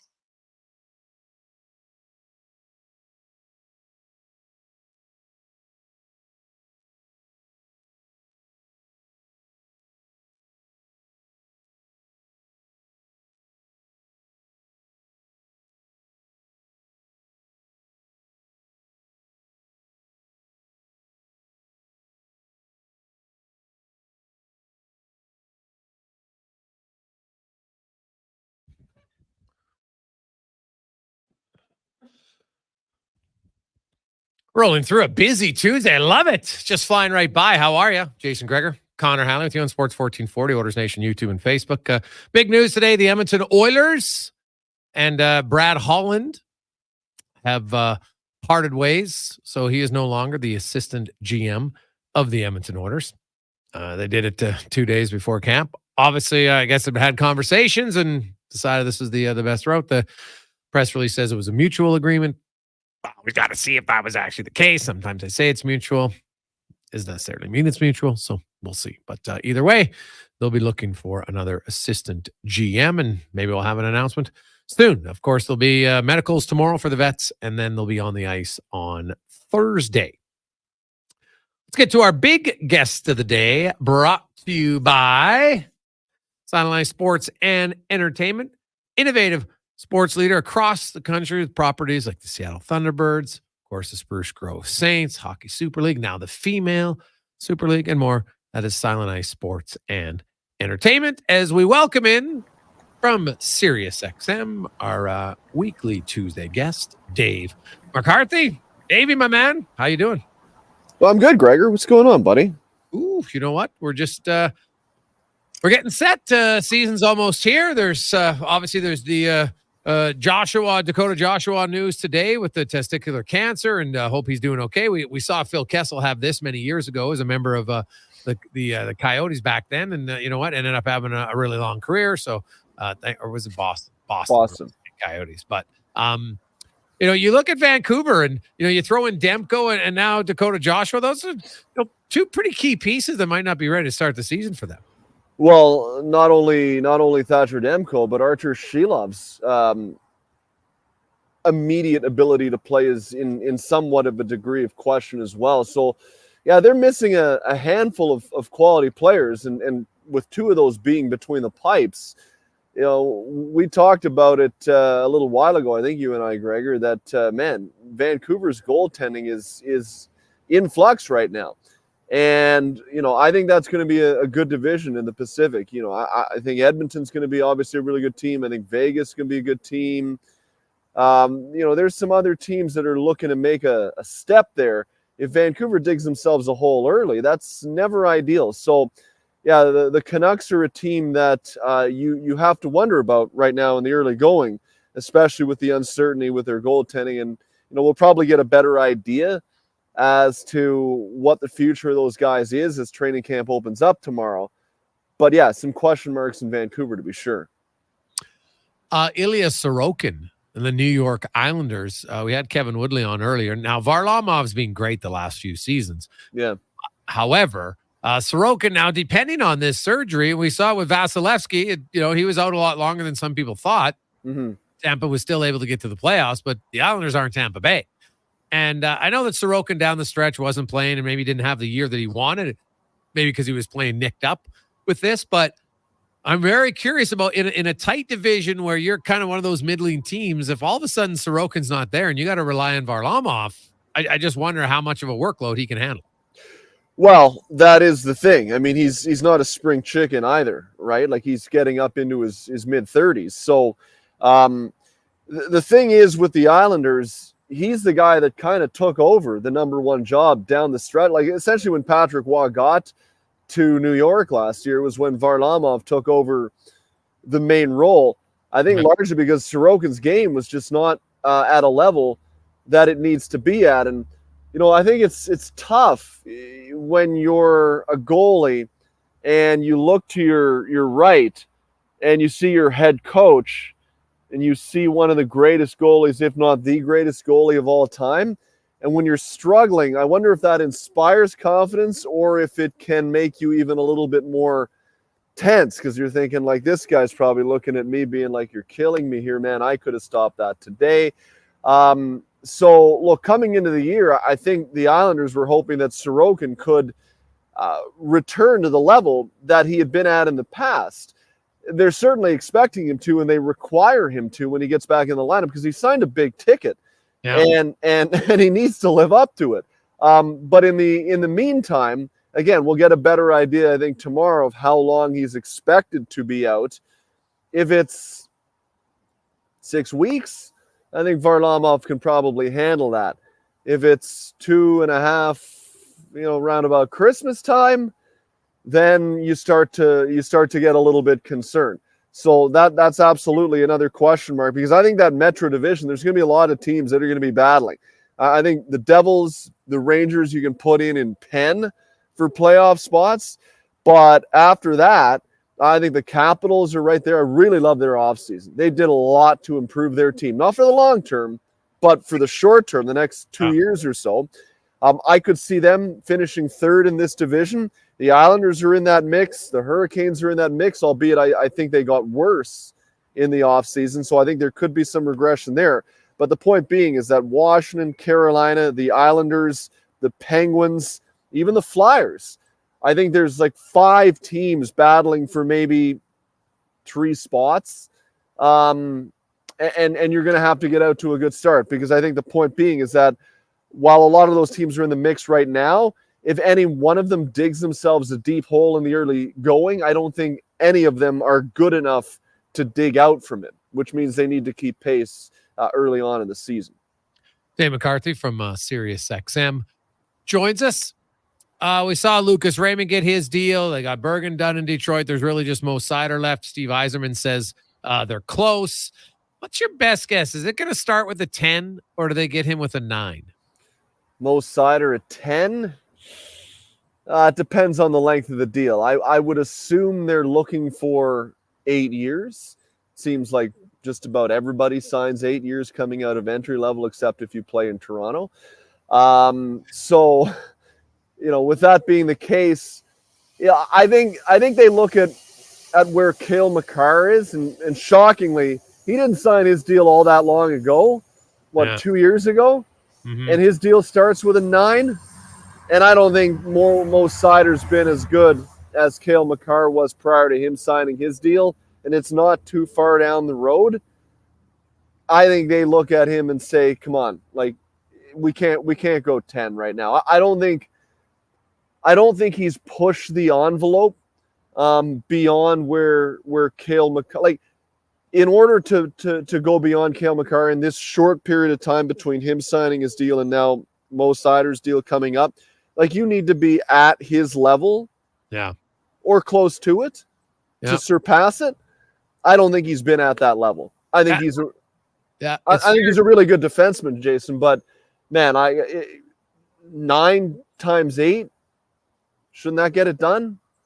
It's a fair, it's accurate. You mentioned Makar. Now they'll say the cap has gone up, and that's always going to be their argument, right? Sure, but I don't think his play is commensurate to where Makar's was 2 years ago. Well, even now it isn't. So no, it's totally valid. And they were both similar. They're not comparing UFAs. You can't compare UFAs to RFAs. These are guys coming out of entry level deal who don't have arbitration rights, and so I think it's a very good comparison if you're looking at it just from a pure. Points and contract wise, that's the guy you probably look at. And, we'll see. You can't even compare Dahlin because he's in a different boat. So, and some would say, maybe good for him. He probably got more than he should have realistically. So that doesn't mean that you should too, but I'm curious where he goes. I won't be shocked if he gets 10. I'm just going to say that right now. I won't be shocked if he gets a 10. No, I wouldn't be shocked. I'd be surprised, but not shocked, because Mo Seider, let's put it this way. Mo Seider's going to be in the role for Detroit that Cale Makar is in for Colorado. And you look back to that summer a couple of years ago when it seemed like anyone who played hockey, who played in a number one defense role, got 9+. The year Darnell Nurse signed, right? Heiskanen signed. A whole bunch of D-men signed. It was like automatic 9. But, in saying that, I still think you have to look at the type of play that we've seen from Seider and say, like, you're not Cale Makar yet. You may never be Cale Makar. Oh, no. Not everybody has a Cale Makar. So the role that he will play in, they're expecting him to be a number one defenseman. He's going to get paid commensurately as a number one defenseman, but to be a guy that pushes the salary to the next level for that group of players, like what Nathan McKinnon did a couple of years ago when he came up and he edged McDavid by what was it, $100,000. Yes. You could make the argument that Nathan McKinnon, Connor McDavid, like, they're in that same echelon of player.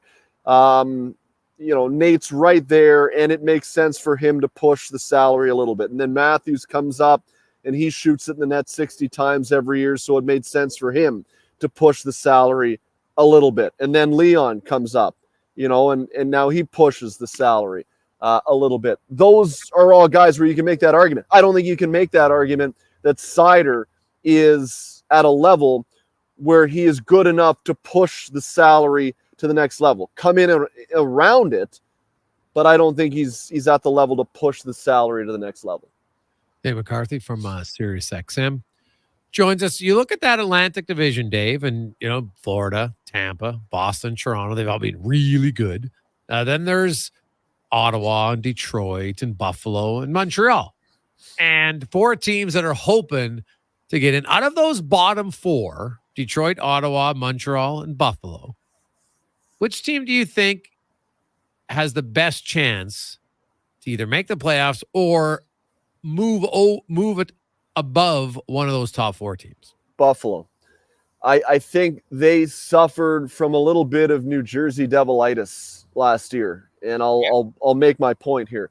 Obviously, the year prior, the Devils had a bit more success. They made the playoffs. They were quite good. They won a round, right? Yeah. But Buffalo that year missed the playoffs by what, like 1 point?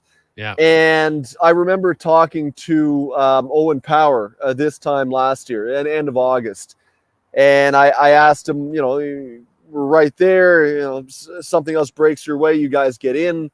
Last year, what do you think the expectations are for your group this year? He goes, well, I think they're really high. He says, I don't think we can just make the playoffs. I think we can contend for the Stanley Cup. To which point I said, go on. Because I thought that was an outrageous assertion to make. And it's not an indictment on Owen Power, but I think it spoke to his naivety at the time and maybe collectively as a group, that once you get right there, it's now your right to make the playoffs the next year. And I think they might have got a little overconfident, and their game was nowhere near detailed enough early on in the season. And by the time they started to get things together, they had dug themselves too deep a hole, similar to what we were talking about in the Metro Division earlier in the chat here. There's too many teams there that are battling for too few playoff spots that if they dig themselves a hole too early in the year, none of them are good enough to climb out of it. And I think Buffalo was that team last year. I think they've learned from that now. Rasmus Dahlin convened a bunch of the European Sabres in August for a European training camp. They all rolled into Switzerland. Owen Power, in fact, flew over. So you got Dahlin, who they don't have a captain in Buffalo. Be interesting to see if they name one, but acting like a captain and really getting guys to dial in and zero in. And I think, this year you look at the back end, Dahlin, Power, Byram, Samuelson, Yoki Haru, Clifton, like that's a really, really good group. And I don't think they're going to go in with the same level of overconfidence. I think they'll go in with that level of understanding what they need to do early in the year to give themselves a chance later in the year. I like their group better than I do Ottawa's, because what Ottawa needs to show me, number one, is that Josh Norris can stay healthy. Yeah. That's huge. If he can do that, that'll help. Can Drake Batherson be better? Can Timothy Stützle be better? Can Thomas Chabot stay healthy? But the biggest issue that I have in Ottawa, collectively as a group, they need to show me that they've matured and that they'll give a damn when they don't have the puck on their stick. Because if they don't do that, gone through a lot of goalies in Ottawa where they thought they've solved the issue and it's all gone south. Not necessarily always the goaltending, I think, in my mind. It's that without the puck, there's been no structure there. And I think if they don't show any willingness to play with structure and just want to go out and play score a goal, Linus Ullmark is liable to look a lot more like the Buffalo Sabres Linus Ullmark than the Boston Bruins Linus Ullmark. So that's going to be huge for Ottawa. But I think Buffalo, I've got a little bit higher than Ottawa right now heading into the year. That said, I don't think they're going to make the playoffs either, because I don't see any of the top 4 teams falling out. Davey, great stuff as always, my man. We will chat with you next week, and there'll be preseason hockey. Oh, yeah. Finally. Long summer. Games on the ice. Love it. We can overreact about preseason. I can't wait. Can't wait. Thanks, Davey. Have a good one. See you, buddy. It's Dave McCarthy. Sirius XM. Jason Gregor, Connor Halley with you on Sports 1440, sports1440.ca, Oilers Nation YouTube and Facebook and X. Take a quick break. We got a lot of texts to get to at 833-401-1440 on the Oilers. Some NFL talk. A few of you talking about the Metro and Atlantic divisions. We'll get to all that on the Gregor Show, presented by PlayAlberta.ca. Rule number 62. Never miss a free pancake breakfast. It's unheard of and, frankly, a little upsetting. Summer in Alberta has its own set of rules. And if you're looking to add a little extra fun, Play Alberta has it all. Use promo code SUMMER to snag a $50 casino bonus for casino instants with your next deposit. Get ready for promotions throughout the summer to help you make the most of those sunny Alberta days. Because we all know they don't last long enough. Bonus terms and conditions apply. In 100 meters, turn right. Actually, no. Turn left. There's some awesome new breakfast wraps at McDonald's. Really? Yeah, there's the sausage, bacon, and egg, a crispy seasoned chicken one, a spicy and egg, worth the detour. They sound amazing. Bet they taste amazing too. Wish I had a mouth. Take your morning into a delicious new direction with McDonald's new breakfast wraps. Add a small premium roast coffee for $1 plus tax at participating McDonald's restaurants. Ba-da-ba-ba-ba. Other heroes hiding in plain sight. GS Construction. But who are these supermen and women in hard hats? They're the ones with the power to offer services such as infrastructure rehabilitation, water and drainage solutions, land development, general contracting, and more. And when they're finished doing what they do best, everything is covered and invisible to everyone's eye. So don't look for them in the sky. They're out on the roads and in your neighborhoods. Find out more at gsconstruction.ca. Hey, it's Kevin Carius. Looking for a truck? Looking for a deal? Then head over to St. Albert Dodge. Right now, save up to $20,000 on 2024 Ram 1500 DT model trucks, including the Sport, the Rebel, Laramie, and Limited Line. It's been a long time since we've seen anything like that. And if you need one more reason to buy, remember that the 2024 Ram 1500 models are the last year of production, featuring the legendary Hemi V8. Head up the trail to see how easy it is to do business at St. Albert Dodge. Bringing every project to life requires the right team. By joining the Japa Machinery Group service or sales teams, you can be part of setting a new industry standard. Celebrating a legacy of excellence with Japa. Learn more at japamachinery.com. At Fountain Tire, we love jingles. Get up to 25% off select tires. Until October 19th. Plus a bonus $50 off any service of $150. Restrictions apply. Look online today. Fountain Tire. We're on this road together. Booster Juice has a secret. It's a secret menu of secret smoothies you can only see on the Booster Rewards app. Oh, wait.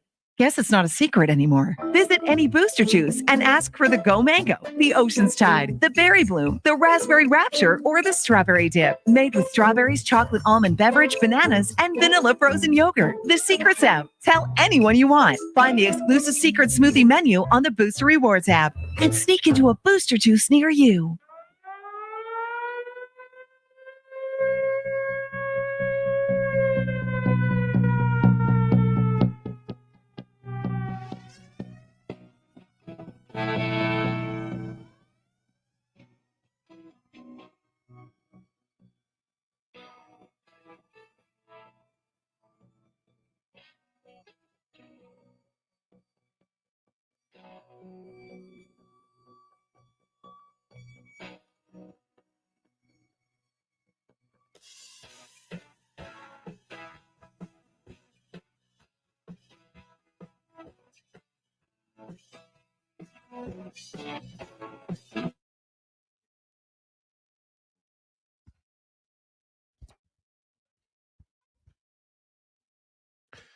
.351. Welcome back. Jason Gregor, Connor Halley, Sports 1440, Oilers Nation, YouTube and Facebook as we roll through. Busy afternoon. Of course, man, 2 hours flying by. We talked a little NFL fantasy waiver wire, which could be hopping. Although Justin Boone was saying maybe cool your jets. Don't necessarily want to overpay for somebody right now. So see about that. Terry Ryan with a great story about Slapshot. McCarthy, we're talking hockey. If you missed it, the Vancouver Canucks, along with Dakota Joshua, put out a release that he had was diagnosed with testicular cancer this summer, has had successful surgery, and is now rehabbing, but will not be ready for a training camp and probably not the start of the season. Now, he's not the first NHL player. Phil Kessel went through this early in his career as a member of the Boston Bruins, went on to have a very successful career. Of course, set the NHL record for consecutive games played. Hopefully, Josh Walken, now it'd be hard to match that, but hopefully goes on to just as long of a career. And it's just a reminder for gents to get tested. Check yourself. You found a lump, went and got it looked at. Smart decision. And if you reach a certain age, you get the rubber glove for the old prostate. Trust me, we've had lots of guys texting in to say it is worth it. So just your polite reminder, because I know many of our audience, tell your dads, if you're too young because it's not impacting you, just say, hey, Dad, just throw him a rubber glove as a joke. Dad, it's your time. He'll know what you mean. Got to have a sense of humor about it. Trust me, guys can laugh about a lot of things. It's one you got to laugh at. Sir, can I get you to cough? You've been there. Whatever. You move on. It's not, I'm sure the doc is just as looking forward to it as much as you are. So just one of those things. Away you go. Now, we'll get to the oil report brought to you by Volvo Cars Edmonton.com, where they're a great selection of vehicles. You want the XC90? Highly, highly recommended. The XC60 or the S60. Want a little pep in your step? Plug-in hybrids, they got them all. Great deals with a low 1.49% financing right now at Volvo Cars Edmonton.com. We talked about the fourth line yesterday, and I think that's going to be a pretty good battle, specifically at the center ice position with Derek Ryan and trying to hold off James Hamlin and Noah Philp and Lane Peterson, as those three will be hungry to try to earn a spot. And then you got Derek Ryan, who's hungry to want to keep his NHL career going. I get it. Should be a great battle. Now, it's not necessarily going to be a battle, but I wonder if we see a difference in the Oilers' power play time on ice for their top unit this year. Now, the Oilers' power play, of course, has been outstanding. So you don't want to neuter it. It was one of the best parts of your team. That doesn't make any sense. Right? And as good as the second unit might be, it ain't ever going to be as good as the first unit. Let's be realistic here, right? That's not happening. The Oilers' power play the last 5 years has been ridiculously good at 28.5%. They've been 5%. Well, basically they're 3.6% better than the next team in Tampa Bay, 4% better than Toronto, and they're 5% better than 28 of the other teams in the NHL. Like, they're dominantly good. So you don't want to completely upset the apple cart, but I could see the Edmonton Oilers looking and saying, you know what, maybe we'll have a few of them where it's $1.20 and see where it goes. Now, the first unit's going to know this. Do they suddenly have more urgency? I don't think so, because I would suggest that they weren't urgent to begin with. And I don't believe they want to score all the time. And I don't ever doubt that. But when you just look at it, when you've got Jeff Skinner and you've got Arvidsson, you've got some other guys now, Henrique, be good power play guys. Do they switch it up? And do we possibly see Jeff Skinner get a little bit of time in that first unit? Now, Ryan Nugent-Hopkins is very important on the power play. Don't underestimate his importance on the power play. Skinner would give you a different look because you're more of a shooter than Nugent-Hopkins is. The problem is, and the problem's probably this strong. If he was a right shot, it would make even more sense. Because the Oilers, you have Draisaitl can one-time the puck as a left shot. They don't really have a right shot guy to do it. Arvidsson's not really being that guy. Maybe. But Skinner's a pretty good shooter. Now, the great news about Skinner is he's always being a guy who can score and be very productive 5-on-5. And I expect he will continue to be that way. But I'm more interested about the TOI and if we see it reducing this season for the top unit. And I think there's some numbers that we'll get into a little bit later on that suggest it might not be a bad idea. So, hey, boys, I got the glove at 35, and it saved my life. Mike from Kindersley. Well, there you go, gents. It's never too early. Check it out. Hopefully see what happens. Hey, Gregor, can't they argue Sider's better than Nurse makes 9? Always definitely better than him, Jag? No, they can't. Because Darnell Nurse has how many years of unrestricted free agency? You have to understand how negotiation works. Sider would negotiate with guys who are coming out of their entry-level deal, and the vast majority of his first 5 years of his contract are going to be RFA years. So it's different. That wasn't the case with Darnell Nurse. So I get that some people always want to get upset at Nurse, but you have to understand how they negotiate. It's like when people said, well, Nurse is making more than Makar was a different negotiation. Makar is an RFA.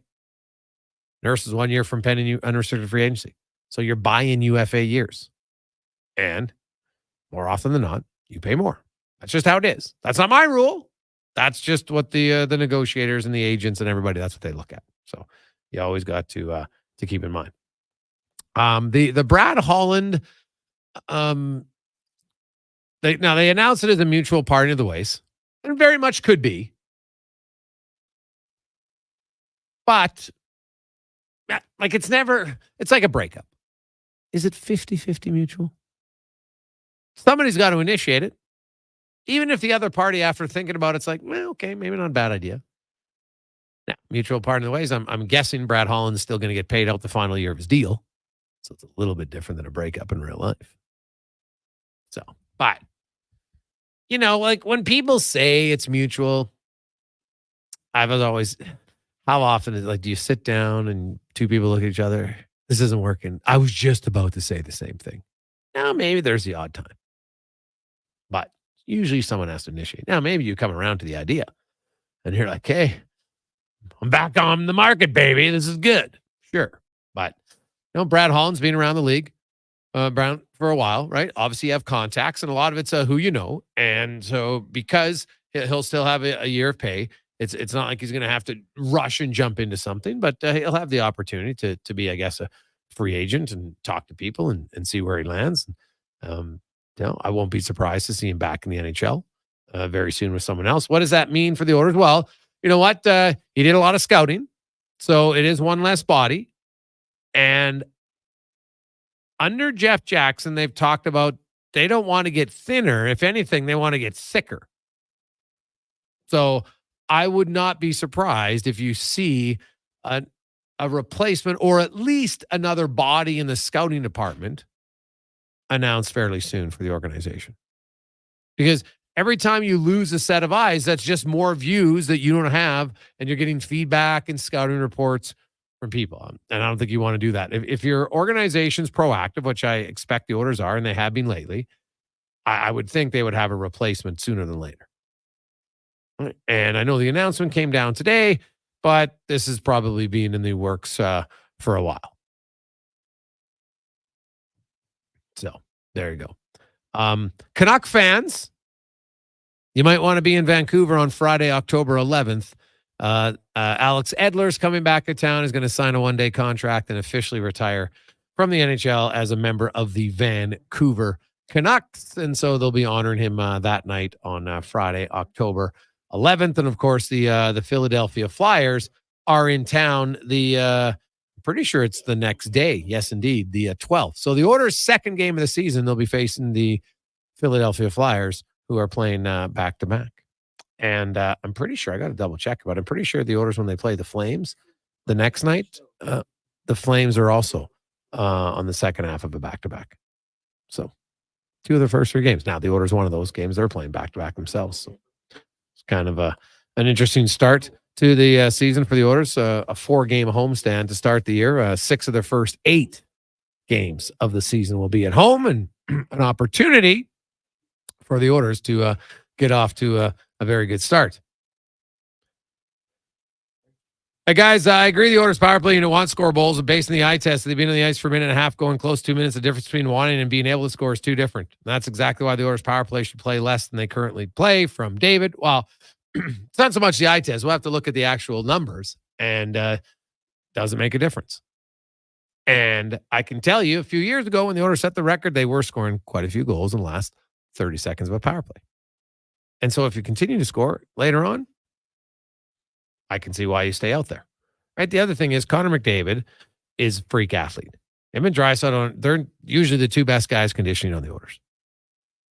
And the power play, it's not like you're going super hard all the time. But the Oilers power play probably doesn't get enough credit for how hard they work and how often they're able to get second and third scoring chances. So I understand the theory behind it, but I can see either A, they're not scoring lots, or B, you got to hope you get some production from your second unit, which you did get way more last year than you did the year before, because they barely scored the year before.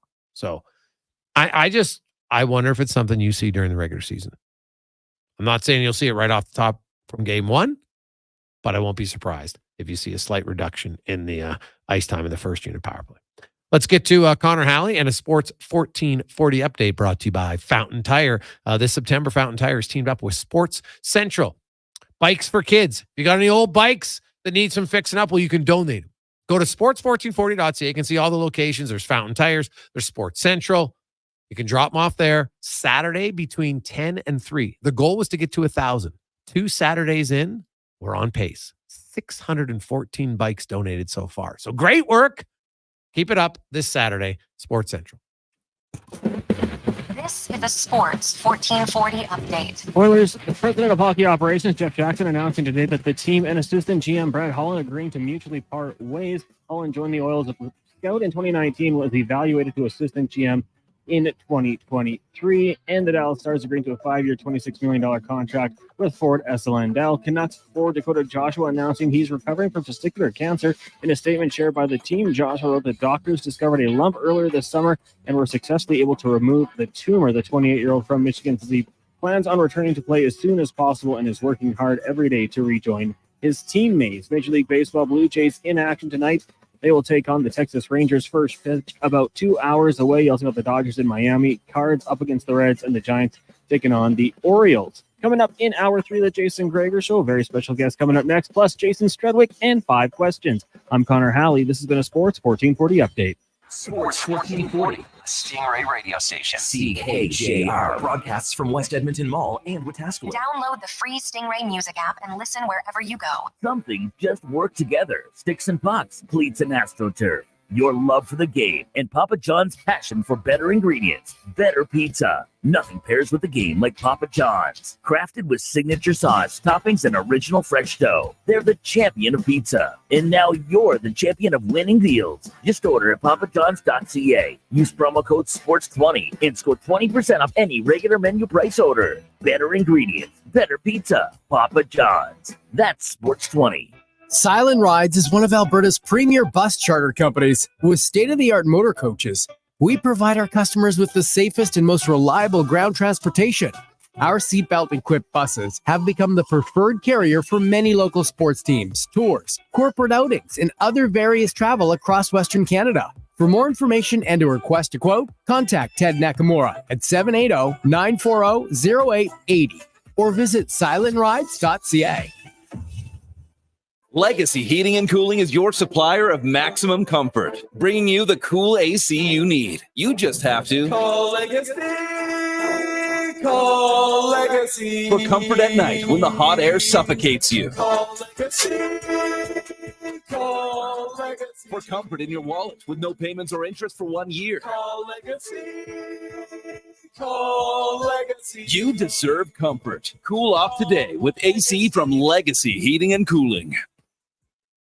Well, get ready for a silly hockey fans. Your partner in power just skated onto the ice. EWEL.ca, the new e-commerce website for electrical wholesalers Edmonton, is ready for the Power Play 24/7 365. UL skates to where the puck will be in 5 years. Now that's forward thinking. Killer selection, slamming products from the best brands, and legendary service. Don't sit on the bench. Get your account today at EWEL.ca and win that project. Plug into your partner in power. Get an EWEL.ca account today. Diablo Boots in Canada West. 2 great names in work and cowboy boots. For over 60 years, Diablo has been selling the best-made Canadian boots. Diablo has boots from sizes 6E to size 15 EE, just for you. Why buy boots made in China like Ariat, Justin, or Red Wing, when Diablo has the best quality for less, made in Canada? Diablo has work and cowboy boots with replaceable soles and heels for longer life. So, save on boots by Save On Foods. That's Diablo Boots, 3340 Gateway Boulevard, on the east side of Save On Foods. Hurry in today for best selection.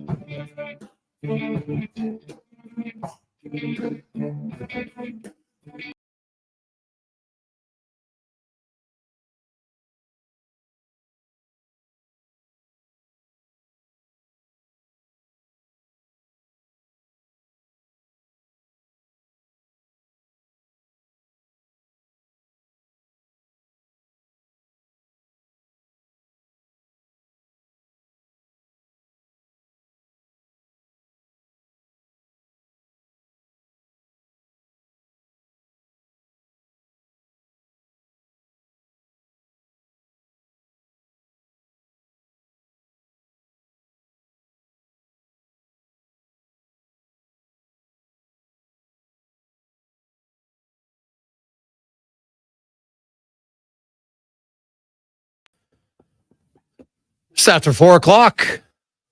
Lovely Tuesday afternoon. It is the Gregor Show presented by PlayAlberta.ca, where you can get in the game tonight. A record-breaking $80 million up for grabs. Get your tickets for Lotto Max at PlayAlberta.ca. Just remember the rule. You win, you invite us to the party. We win, you're invited to the party. And it'll be a big one. A lot of reasons to have some fun. So good luck at PlayAlberta.ca. Well, we got a very special guest who's in town, and they'll be performing tonight at Cook County Saloon. Did you know that Cook County's have a big expansion that's going to be coming here in like the next week or so? One of the best places getting even bigger, which is awesome. But our next guest, not only have they released 13 albums, many of you know him also as he's won Academy Award for Best Adapted Screenplay, was nominated in the Academy for Best Actor as well as Best Supporting Actor. We have Billy Bob Thornton joining us on the line. Billy, how you doing? Oh, doing just fine. 17 records. Oh, yeah. JD's back here saying we're touring with our 17th record. 17th, okay. So, now you said you mean we lose track after a while sometimes. But we played Edmonton here a few times over the years, and last time we were here, we're at the Performing Arts Center over here. It was awesome. But we're Western Canada guys. We love it over this way, and we played yesterday in Lloydminster, which was awesome, and did a festival over near Vancouver the day before that. And it's been a great run. We're only 10 shows in. And, the thing here at this Cook County Saloon, you were just talking about the renovation. I woke up this morning on the bus, and they've got a little tiny steamroller that a guy is, packing the dirt down with, but it's a remote control. And he just has this thing around his neck, and he pushes a button like he's playing a video game, and this little steamroller's by itself doing all this. So I was like so impressed, and I'm kind of like, I'll just stare at anything. And so I sat and watched for 30 minutes watching this guy pack dirt down. But it looks like this new facility is going to be awesome. And the one they have here now is awesome. Can't wait to play here. It is a country vibe place, and we're a very hard rock and roll band. But the promoters said they've had rock bands before. And yeah. And we also have Fran Moran and the Nervous Rex, who are a Canadian band, who have done 3 tours with us. They're the opening act. So we really look forward to it, and we really appreciate you guys having us on the radio this afternoon. And I understand one of you is named Brad Slater. One of our agents' name is Brad Slater. Well, that's great. Yeah, Brad's our executive producer. Yeah, the B-man. So that's great. Now, did you say JD? So you have, JD Andrew. That's a Grammy Award-winning recording engineer, correct with you? He's in your band? Oh, yeah. JD and I started the band 18 years ago. Yeah. So, Billy Bob, of course, you became famous for your acting skills. And this might be a hard question, but what the difference between performing as an artist and a musician on stage to acting, can you like one better, or are they just so vastly different? Well, yeah, they are different in so many ways. I mean, I grew up in music. I was playing music since I was a little young teenager, and I toured with a lot of bands and played big festivals since I was a kid. And then I became a roadie for years, and even roadied for a band out of Canada named Lighthouse. And, okay. So I've been doing that my whole life. And then in the 80s, somehow I got into something, and it paid me $361 for the day. And I was like, well, maybe I should be on Matlock another time, And but it, getting in the movies wasn't familiar to me, but, I learned it over the years, and I learned to love it, and, afforded my family a good living, for a while. I've got kids and things. And, but then I went, the only time I didn't play much music was in the mid to late 80s. I was just trying to keep my head above water in California, and, not die. Not die, JD said. And so, anyway, I started back in the 90s doing demos and stuff like that. And then, made 4 major label solo records. And then JD and I formed the Boxmasters in 2006. So, we've had, I got to say, going on stage before a live audience, there is a certain excitement you don't get out of the cinema. Yeah. Because in the cinema, you had 2, 3, or 4, you know what I mean? And it's like out here, you got one shot at it. And I guess the closest thing in the acting world would be, you know, doing live theater, you know, about the same thing. But and in terms of which one you like better, I mean, I love both of them. I really do. They're just different facets of yourself, you know. And I think if I could paint, it would be this. You know, it's the same guy painting, but unfortunately, I can't paint. If you ever saw a painting of mine, you would think I was like, you know, 4 years old. Yeah. Well, I can't draw a straight line with a ruler, Billy, so we're in the same category in that regard. Now, Billy, of course, we talk lots of sports and music and act and everything. We do it all. You had some unbelievable films, but obviously, you know, one of your best sports movies was, of course, Friday Night Lights. And, you know, you played the Hard Knocks coach. Tell me a little bit kind of the research that went into that for you, because Friday Night Lights high school football in the United States, I think, is as passionate as it came across in the show. Like for some of those small towns, that's their professional sports, and they take it incredibly seriously. Oh yeah, yes, for sure.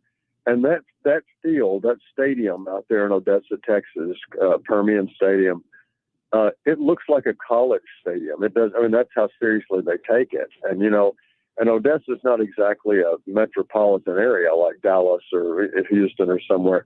And these high school stadiums down there look like college. It's unbelievable. And in terms of research, I grew up with a dad who was a high school coach. So not a lot of research because believe me, I lived with a hard ass coach. Did you play football? I played football up to the 10th grade, and then I played baseball all my life. And I ended up being kind of a local baseball hero. I was a junk pitcher, and I actually went to the Kansas City Royals camp, and I was injured there, and that was the end of the baseball career. But I started playing baseball because I was too skinny to play football. I mean, I was a free safety, and a guy named Roy McLemore hit me in drills one day at practice. Mm-hmm. And this guy had a head the size of a watermelon, and he was a senior, and I was a sophomore. And once he hit me one day in our drills, I was like, no, I don't think so. I mean, the guy was like Mike Tyson. It was unbelievable. So I thought, yeah, maybe I should just keep throwing the baseball. Billy Bob Thornton joins us. He is in town. The Box Masters are playing at Cook County Saloon tonight if you want to go on stage. Now, going into writing songs, Billy, when you sit, everybody, I've talked to a lot of different songwriters on the show over the years. I'm always fascinated by it.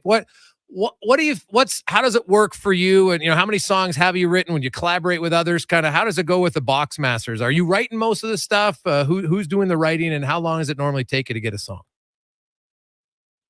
Well, you know, songs come about in different ways. JD and I write the songs, and you know, along the way, a few of the other guys in the live band have, you know, pitched in on a song or two here and there, but they usually come to you kind of all at once. At least for us, they do. Like you'll have a melody in your head with a couple of lines, and then from that you start to build the song. Sometimes JD or I will have a chord progression, and then we'll write words to that. But they generally come with some concept and idea all at the same time. And we've written so many songs over the years, and we've become a, you know, pretty darn good songwriting team. And we don't have much of an ego about it. We agree with it. You know, the best idea wins. And so, yeah, we sometimes our songs just sound like pop rock songs of the 60s. We do all original music, but sometimes the lyrics are a little heavier than what the song sounds like, which we kind of like doing that, you know? Okay. But we're pretty darn good songwriting team, we think. And so for the past at least 10 or 12 years, it's been pretty much just me and JD writing the songs. And they do come to you in different ways, but generally with a concept, a melody, and a few lines come first. Could be a chorus, could be a verse, you never know. Billy, when we look at your acting career, you have played some, hardcore characters, whether it was, Lorne Malvo in Fargo, right? You're a sociopathic guy. You've been comedy in The Big Bang Theory. Then you're in Goliath. Then we go back to Sling Blade and, Bad Santa. You all across the board. When it comes to music, what is it about your genre that you like? Have you ever wanted to go into R&B or country or everything like that, or is it a lot different to be different genres of music compared to different genres of an actor? Yeah, it's a little different. I mean, as a rule, bands will be more one thing than a thespian is, But JD and I just grew up loving the Beatles and the Byrds and the Beach Boys, and we're just and the Kinks and the Animals. We're just so influenced by the 1960s that we write in that style. So we kind of have a little mission to bring rock and roll, original rock and roll back. I mean, that's kind of the idea. We're just keeping alive the thing that we grew up loving, really. And so we're more of a, I guess we're somewhere between just a 60s rock and roll band and a punk band almost, really. If you in a perfect world could collaborate with any other band, who would it be and why?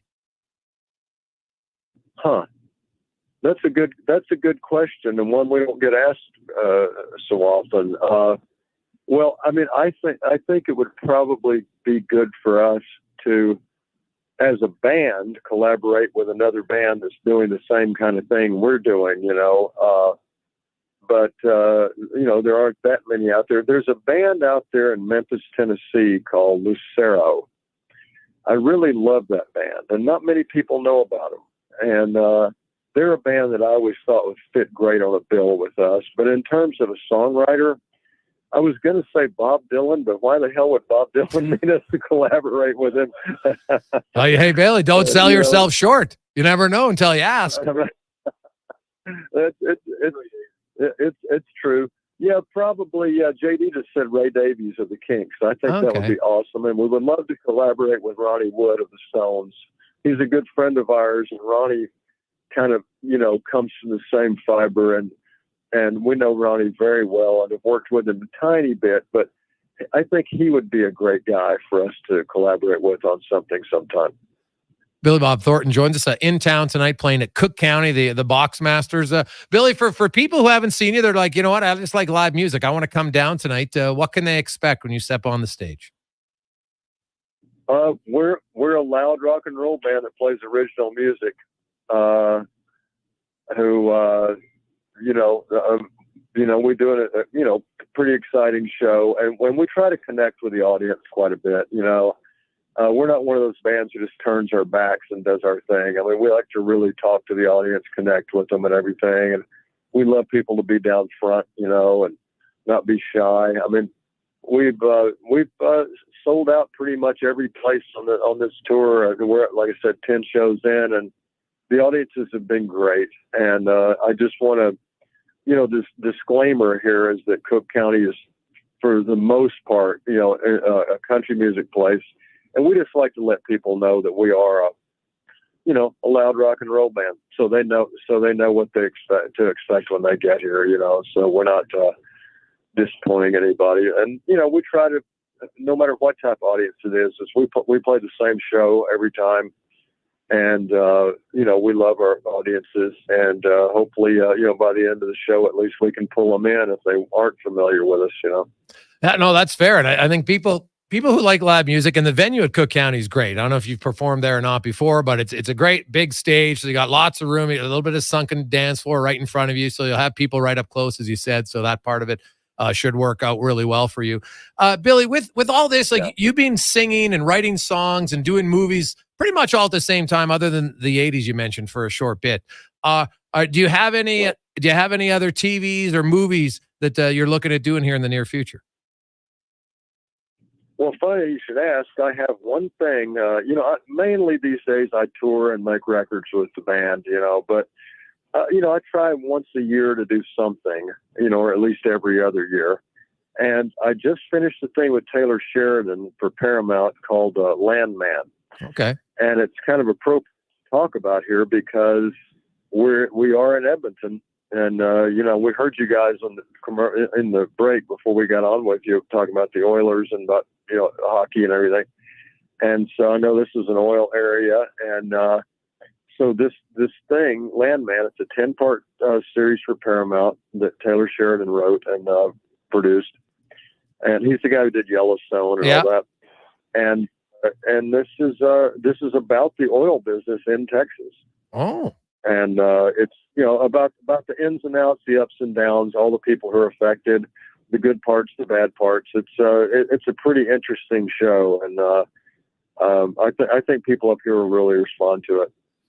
Well, Bill, I was a huge fan of Goliath, man. I've seen so many of your films. I've actually I've listened to a few of your albums. I'll be completely honest. I'm not the best musical guy. I can sing along. I can rarely name the singer or the band, but I know a lot of the songs. And I'm more of a rock guy than a country guy myself. So I look forward to your guys' show tonight. Thanks so much for joining us, and continued success with the Box Masters. And we look forward to seeing you on the screen again for that 10-part series. Do you know when it's going to be released? November 17th. November 17th. Oh, perfect timing. Just before Thanksgiving in the U.S. Nice. I like it. Yeah, exactly. What time are you hitting the stage tonight, Billy? I'm not sure. What time is Fran Moran? I believe it's at 7:30. Yeah, I think Fran Moran and the Nervous Rex are on at 7:30, and we're on at 8:30. 8:30 down at Cook County. Thanks so much for your time, Billy. We really appreciate it.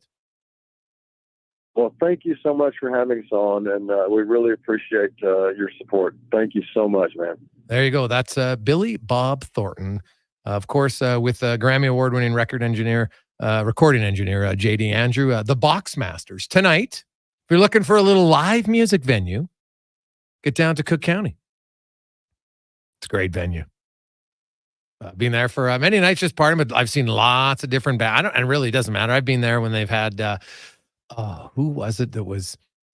It's like a rap guy that was on stage. It doesn't matter. It's a good venue, so that doesn't matter that it's country music. And let's be honest, country music today a little bit different. There's it's crossover. There's a lot of crossover in country and R&B now. So if you're looking for a little, as Billy said, loud, hardcore, old school rock and roll, that's what the Box Masters are tonight at Cook County. There are a few tickets available, not many. And then coming up on November 17th, Landman. Well, Taylor Sheridan, guy knows a thing or two, and Billy Bob Thornton, unbelievable actor. Goliath Cons, you seen it? No. Have you seen the cast, though, for Landman? No, I haven't. Demi Moore, John Hamm, Ali Larder.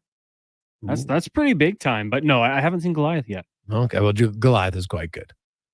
Like Billy Bob Thornton, like obviously I think most people remember him when he burst on the scene in Sling Blade, like how he played that character. And if you haven't seen Sling Blade, I'm guessing Cons maybe hasn't, but his character it's hard to describe him accurately, and just how he talked and the whole mannerisms.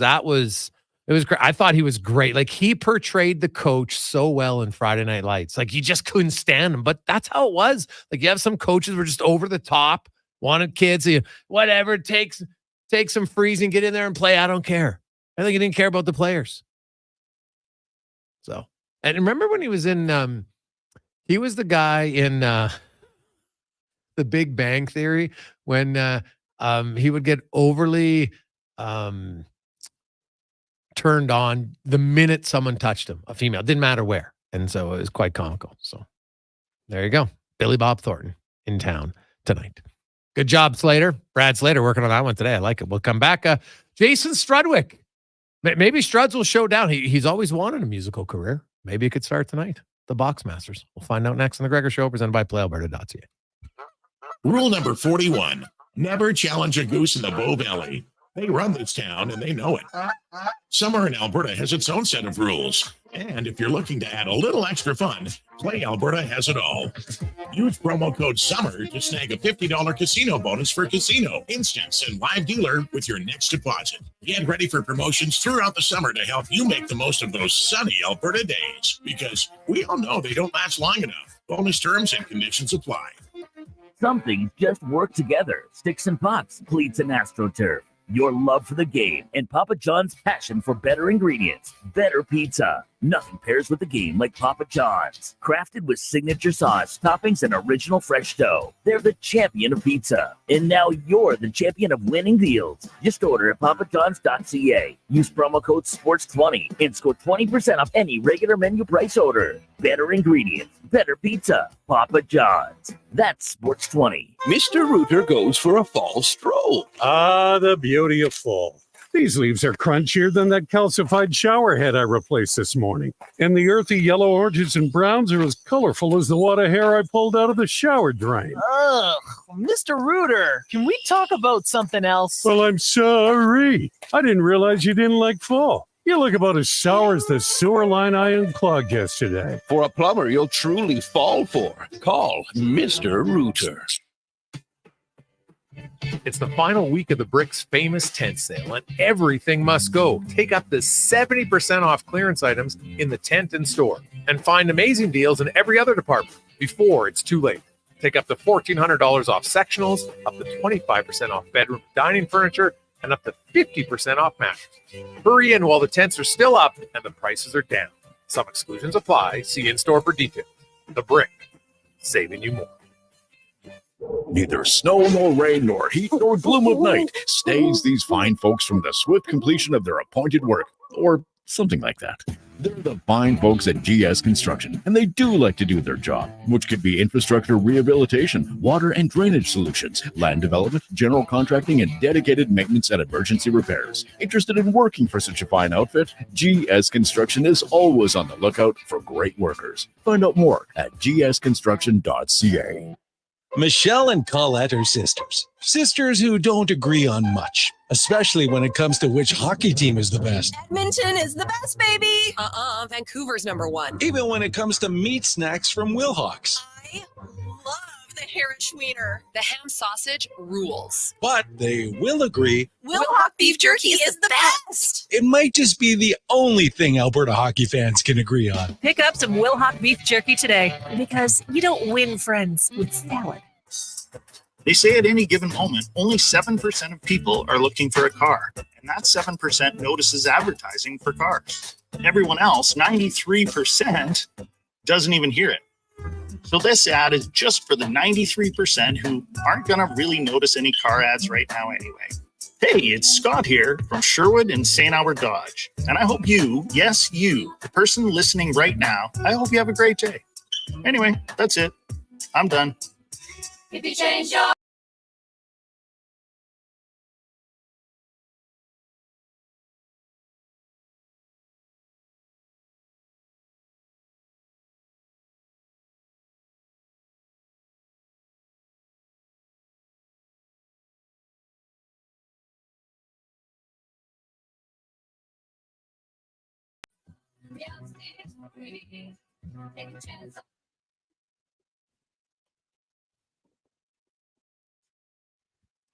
.431 and a text line flying in. Lots of people. Gregor, was that really Billy Bob Thornton? Yeah, the actor. It was. And so many of you, when they hear his voice, it's like whether it reminds them of Sling Blade or Bad Santa. Go down the list. Bad News Bears remake with Billy was awesome. Lucero from Memphis. Lots of different characters from Billy Bob Thornton that many of you are big fans of. Guy's had a pretty good career. So how about the fact that he's won Grammys. He also won Academy Award. He's released, 17 albums, he said, toured around. He also went to the Kansas City Royals training camp in baseball. Guy seems to be fairly talented across the board in a lot of different things. So good on him. And you want to check him out tonight at Cook County Saloon. And big shout out to Barry at Cook County, who is expanding it. The expansion should be done here in the next few weeks, making it a good place even better. Oof, had a lot of fun there. Our next guest, one time actually, the first time we ever brought him to the draft, had to babysit him, lost his wallet, lost his coat. It was like he was at training camp, getting all stressed out about his eye test.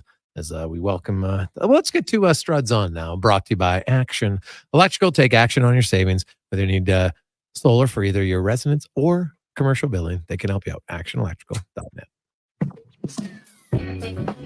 The Jason Gregor Show presents Struds On. It's the memories. That's what you remember. Can we Memories. make a new one of this? It's a bouquet of enjoyment coming in my mouth there. But it's like I always say, HK, who cares? It's time for Struds On. Struddy, how you doing? Lots of tough act to follow. Billy Bob Thornton, well known for his role in Armageddon, one of the greatest movies of all time. So it's a tough act to follow. I really got to bring my A game today. He's had a lot of good movies, though, hasn't he? Like, you got to decide which one you like best.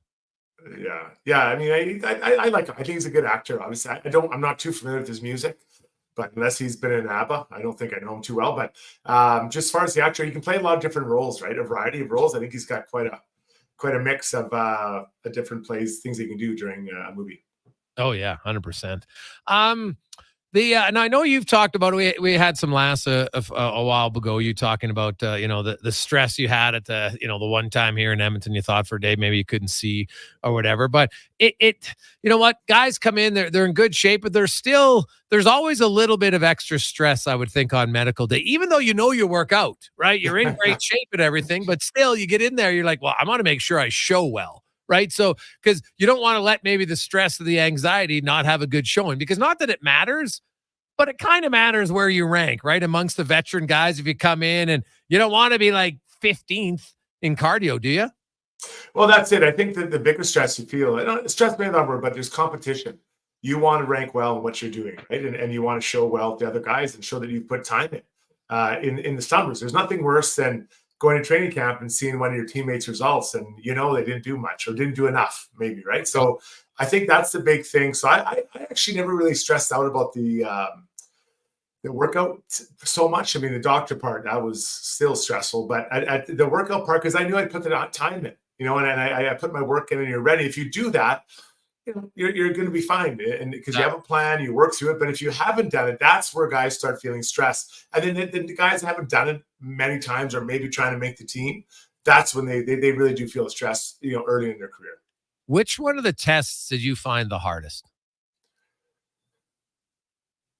I mean, the VO2 is just not pleasant, right? And whether you're excel at it, or you're, obviously if you're weak, it's not bad, but it just keeps going. And I think it's similar. You just get on the bike and they just keep increasing the tension. I think it's every minute or something. And you just keep grinding and grinding and grinding. You have this huge tube in your mouth and you're trying to make it happen. And I did it a few times on the treadmill, and I preferred the treadmill actually, which is kind of weird. That was when I was younger, but then so I think that you get off that, you're just spent. Now there's others like, you do a Wingate, where you'll maybe just they'll put the weight on there or the stress on the machine according to how much you weigh. And then you just go from nothing. You got to get your power and see how you can get. And that's really hard in short term, but the effects of the VO2, it does hurt. It does. If you really empty the tank, it punishes you. From the time you came in as a rookie till when you left for your final NHL training camp, was there any change in the tests? Or is it all the same every year? Did they ever tweak anything and say, okay, we're not doing this anymore, now we'll do this? Or was it always the same? Mm-hmm. I found that towards the end of my career, especially with the Oilers, they started doing more mobility tests. I think it was hip mobility, if I remember correctly. And that makes a lot of sense to me. And this is why. As I got older, I mean, I was always pretty diligent with stretching, in the morning and night. Even if I went to bed, I would stretch. But I started adding more yoga into my routine as I got older, and I found that my stride actually improved, and that's because I had better mobility. So so it's not, that one isn't so much a pass or fail. It's more an indication. Maybe you could loosen up your hips or do something to help ease, make it easier for you to stride properly or kind of prevent injuries. So I like that one. So that's kind of getting ahead of it. And I'm sure it's even gone past that now, but I like that idea of what can we do to help this player be a better version of himself rather than just, riding the bike longer. Jason Strudwick joins us. Strud of the Oilers announced Brad Holland no longer part of the organization, mutual parting. Who knows if it's mutual? You know how that works. But so he's out as the assistant GM. Not a major shock. It was in the final year of his contract. You have a new GM come in, and they always want to hired their own guys. So I don't think I'm overly surprised by it, but it is now one less body you have and one potential less scout and, getting evaluations of players. Do you expect them to hire a new assistant GM before the regular season begins? I don't know if before the season. I mean, that's pretty quick a month. But they might have people in mind. They might think are looking for a promotion from other organizations. I look what they've done in Europe and added those three people that are going to be either developing or scouting over there. That to me is a clear indication they need to find, diamonds in the rough. They need to find people that maybe aren't they aren't first rounders and come over and play and help. And then if you do draft them or sign these players, they're going to be carried accordingly, with people that are actually there.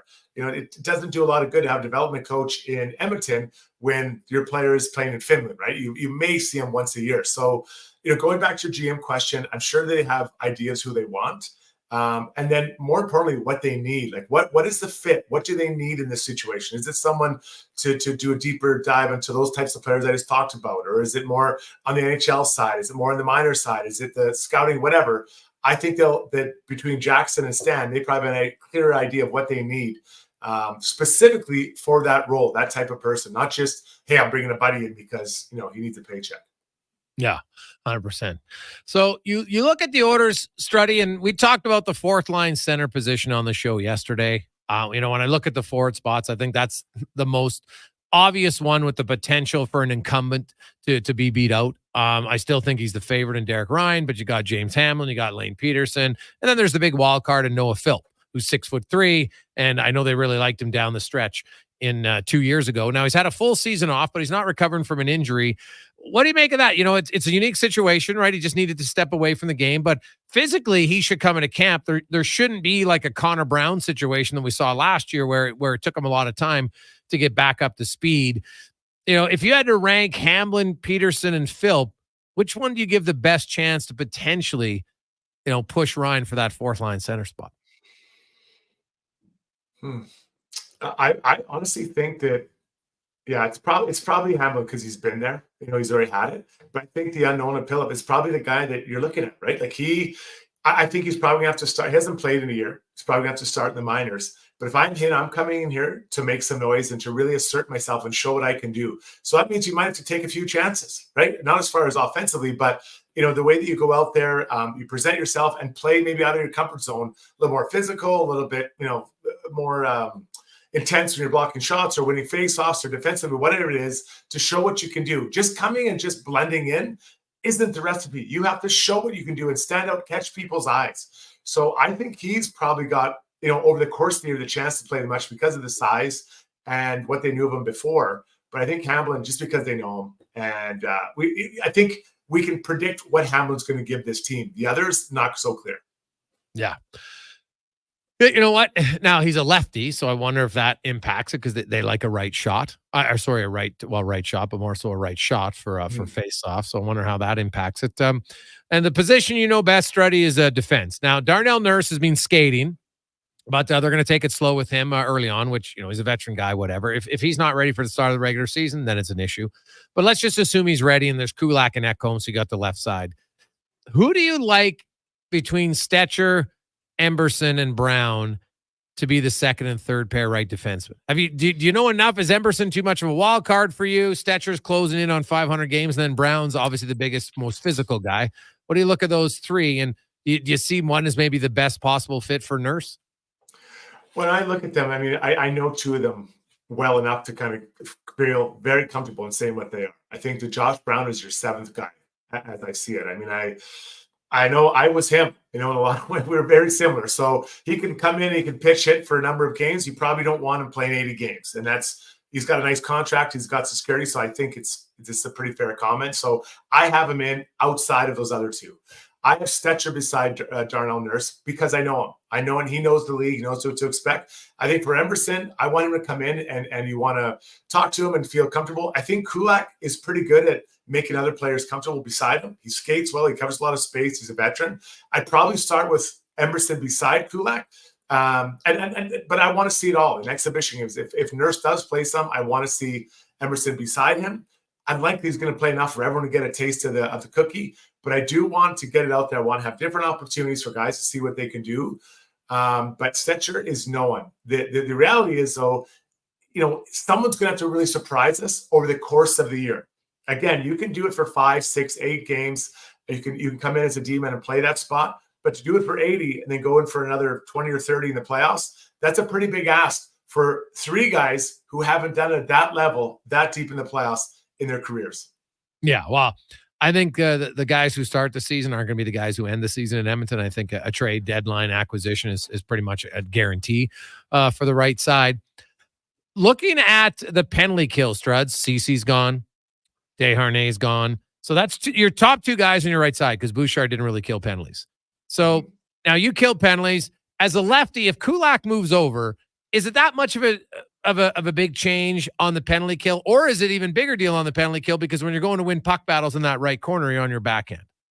Yeah, I killed penalties on both sides, and I find the biggest thing, it wasn't so much winning puck battles, because when you're a lefty playing on the right side, your stick's on the wall, so you can actually poke that stick up, and I found it was easier actually to poke pucks away from guys that are trying to protect it, and usually I'd poke it up to the winger, and the winger would come and throw it down the ice, so I didn't mind that.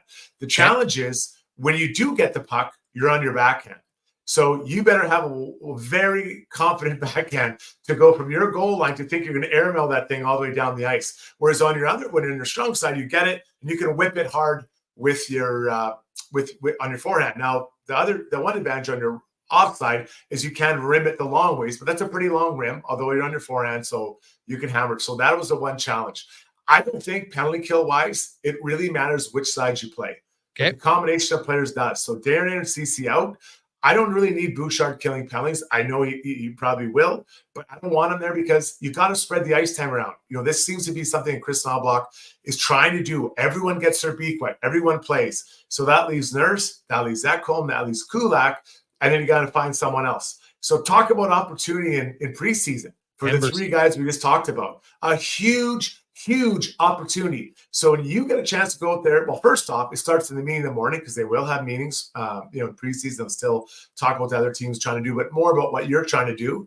Watch, listen, and learn, and go out there and pretend that your life is literally riding on this penalty kill, and do as much as you can, because these 3 guys aren't very well known or at all known to this team. Stetcher, I guess, a little bit, but those 3 guys are unknown. So you got to come in, and whoever asserts himself early in that penalty kill might just get the inside track to getting, first off, in the lineup, and then secondly, that extra cookie ice time of 2 to 3 minutes on the penalty kill, which makes a big difference. You can go from 10 to 13 or 12 to 15. That's a big difference. Oh, 100%. And when you just look at, I do think size, like Troy Stetcher's size in the penalty kill compared to Emberson or Brown, it doesn't really make a lot of sense. He can't cover as much space. His stick's not going to get in a lane as much. You know what? He's probably not an ideal option. Like Bouchard's 6'3". So even if you don't necessarily want, he just covers up more space. Right. And, last year, Vincent Desharnais talked to us about just the importance of getting your same guy, and they kind of kept their units together. Right. You penalty, and he was with this. Now, obviously, when there's a penalty, well, that changes it. But so I think it's important early on to find out who the partners are going to be and say, okay, guys, let's get you going and let's try to set up. So maybe it's Kulak and Nurse. Maybe it's Emberson and Ekholm or whatever it's going to be. But that's something we got to see in preseason, is it not? Well, it is, but Nurse is the wild card. So if he's let's just say he plays 2 games. So Emerson gets 1 game with him, and then Stetcher gets the other. That's a pretty small sample size to figure out who it's going to be. So I think you will see a bit of a change there, and it makes it harder on Darnell. Like, there's no doubt to change your partner. Vinny's right. It's a little bit harder, not because of the quality of your partner. It is just understanding the timing. Like, if you go, am I going? Is he going? Am I staying? And there comes a point where you don't even have to talk. You just know what each other is going to do and feed off each other, and you get that continuity. Although I think it's more important as forwards to have the same partner than D. I really think that it is a little bit different there. So Nurse, this whatever you want to call it, this slow play of Nurse is going to throw a bit of a trouble in there. They might go into regular season and have some alternation of games, or 2 games for this guy, 2 games for that guy. But it's going to be really interesting to see how Ty Emberson. I know I talked to guys down in San Jose, said he really tries to be physical, and at times he's being so physical it kind of breaks his body down. So do they talk about being, more timely with your physicality, right? You don't need to run around and try to hit all the big guys. Maybe try some medium guys or smaller guys, and so you can continue to play. Because if you're injured because you're hitting, I get it, what you're trying to accomplish, but the problem is now you're maybe losing your spot to someone else who grabs it, and you're sitting out when you do come back. Jason Strudwick joins us. Struddy, one last one. Another one of your former clubs. Well, actually, geez, all your former clubs, Vancouver, the Islanders, they got all sorts of injury issues right now. What do you make of Sorokin and Demko in both of those markets and the potential not to be ready? Scary. I mean, they're huge parts of the team now. We saw Sheeloff do a pretty good job in Vancouver, and I think but he also has some question marks around. So now you're looking around thinking, if you're in the team, you're like, okay, it's okay, guys. Don't worry about Demko. We've got Sheeloff. So you're like, oh, well, what? Now we don't have him. So I think it makes you pretty nervous about what could happen. The Pacific Division is going to be fairly strong, I think. You've got obviously the Oilers. I think, the Kings could be a playoff team. Seattle, they spent some cash. Are they going to get better? Vegas, I think Calgary, I think we know where they're heading. Anaheim, I probably know where they're heading. San Jose. So, it's getting off to a good start is important. It's not the end that we saw with the Oilers last year, but I think it's important. Same with the Islanders. I'm sorry, Islander fans. I don't like the Islander team. I just don't. I don't think they have enough star power. They've got pretty good team, but they need Sorokin in there. They need him being ready and to go and to support that group. And I just don't think they're that good. And you can say they're built for the playoffs. Well, great. They got to make the playoffs, and you got to sell tickets. And I just don't. I don't enjoy watching Islanders play, Greg. I don't know about you, and I hate to say that, but it's a hard team for me to watch. I prefer watching Carolina, which has really come up, and even Wild. I'd rather watch the Wild than the Islanders. So I think that tells you, with Sorokin out, man, it's not that exciting. Oh, dude, trust me, the Islanders are paint dry. It doesn't matter who they're playing. I'm like, oh my god, they're right at the top. They're circa Jacques Lemaire, I know they're not as boring as that, but their whole style of play, like Matt Barzal is a little bit exciting, but like very few, like other than Noah Dobson, there's not a lot of guys where I'm like, oh geez, I really want to watch the Islanders. And I got the center ice package, so I watch a lot of the games, and there's usually I can find one or two players that I want to watch. On the Islanders, it's like, guess I'm changing the channel. Like you're right. I can't stand picking them to make the playoffs. I don't like it, so I don't have them in the playoffs this year. I don't think they're going to make the playoffs this year, especially if Sorokin's out. So we shall see. Struddy, always great to chat with you. We will talk some preseason games next Tuesday. Have a good one. Yeah, looking forward to it. Talk to you guys later. There you go. That's Jason Strudwick. When we got your back podcast. I'm Jason Gregor alongside Connor Halley. We'll come back. 5 questions and more on the Gregor Show presented. It all began in 2006. Edmonton's premier live music and party venue was born. Well, guess what? We're now legal age. On the Rocks is turning 18. Party with us Friday night as we celebrate our 18th birthday. Happy birthday! Enjoy Sound Station. Live music from the Arcana Cake. And a chance to win $500 cash. Thank you for an amazing 18 years. On the Rocks. OTR's 18th birthday Friday night. On the Rocks. Jasper Ave and 118th. Get ready to revolutionize your job site with Edmonton Kubota's game-changing compact construction equipment. From mini excavators and skid steers to track loaders, carriers, and utility vehicles, they have a model to fit every need. All powered by legendary Kubota diesel engines. These machines are built for performance and reliability. Transform your work with Edmonton Kubota's top-of-the-line compact equipment. Visit them today and see why they're the name you can trust for power and precision. The Canada-wide clearance is on at Chevrolet. Get 0% financing for up to 72 months on the 2024 Silverado 1500 RST. Explore downtown hotspots with standard Chevrolet safety assist, including automatic emergency braking and HD surround vision camera. Or take on the great outdoors with an available 3-liter Duramax diesel engine and available in-vehicle trailering app. Oh, look, a cute chipmunk. Not so cute. Not so cute. Ask your Chevrolet dealer for details. Sipping gin and juice, just trying to stay cool. And I'm sweating buckets bigger than a swimming pool. Cruise to Heritage Mall to enjoy some AC. Then my shorty hears the homies from Legacy. I say, listen, yo, where we gonna get the dough to pay Legacy from the radio? He says Legacy Heating's got a deal that's the bomb with no interest or payments flipping all year long. No money, no problems. That's the life that I choose. Chillaxing with thousands of BTU. Doing whatever the heck that was. That's how you build a legacy. Legacy Heating and Cooling. Buy early and score with the Stollery Children's Hospital Foundation Mighty Millions Lottery. Bonus prize deadline is midnight Friday. Win Lower Bowl Oilers season seats plus $50,000 cash and begin to win the $2.5 million grand prize. A show home with $100,000 cash plus incredible vehicles, luxury vacations, and more. Oilers bonus prize deadline is midnight Friday. Be mighty. Support Stollery Kids. Buy now at MightyMillionsLottery.com. For over 65 years, Denham Ford has delivered the customer service and value that keeps Albertans moving. And when it comes to value, nothing beats an employee price. For a limited time, pay what Ford employees pay during the factory-authorized employee pricing event. You'll see real invoice pricing, and you know you'll get the best deal guaranteed. It's Ford employee pricing on for a limited time where cars always cost less. Denham Ford in Wetaskiwin or at denhamford.ca.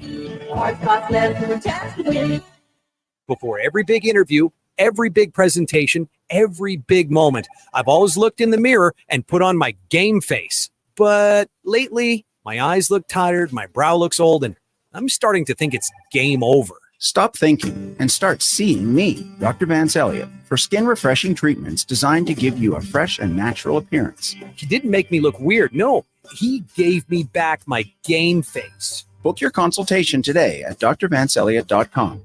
Work it, make it, do it, makes us harder, better, faster, stronger. That don't kill me, can only make us stronger. I need you to hurry up.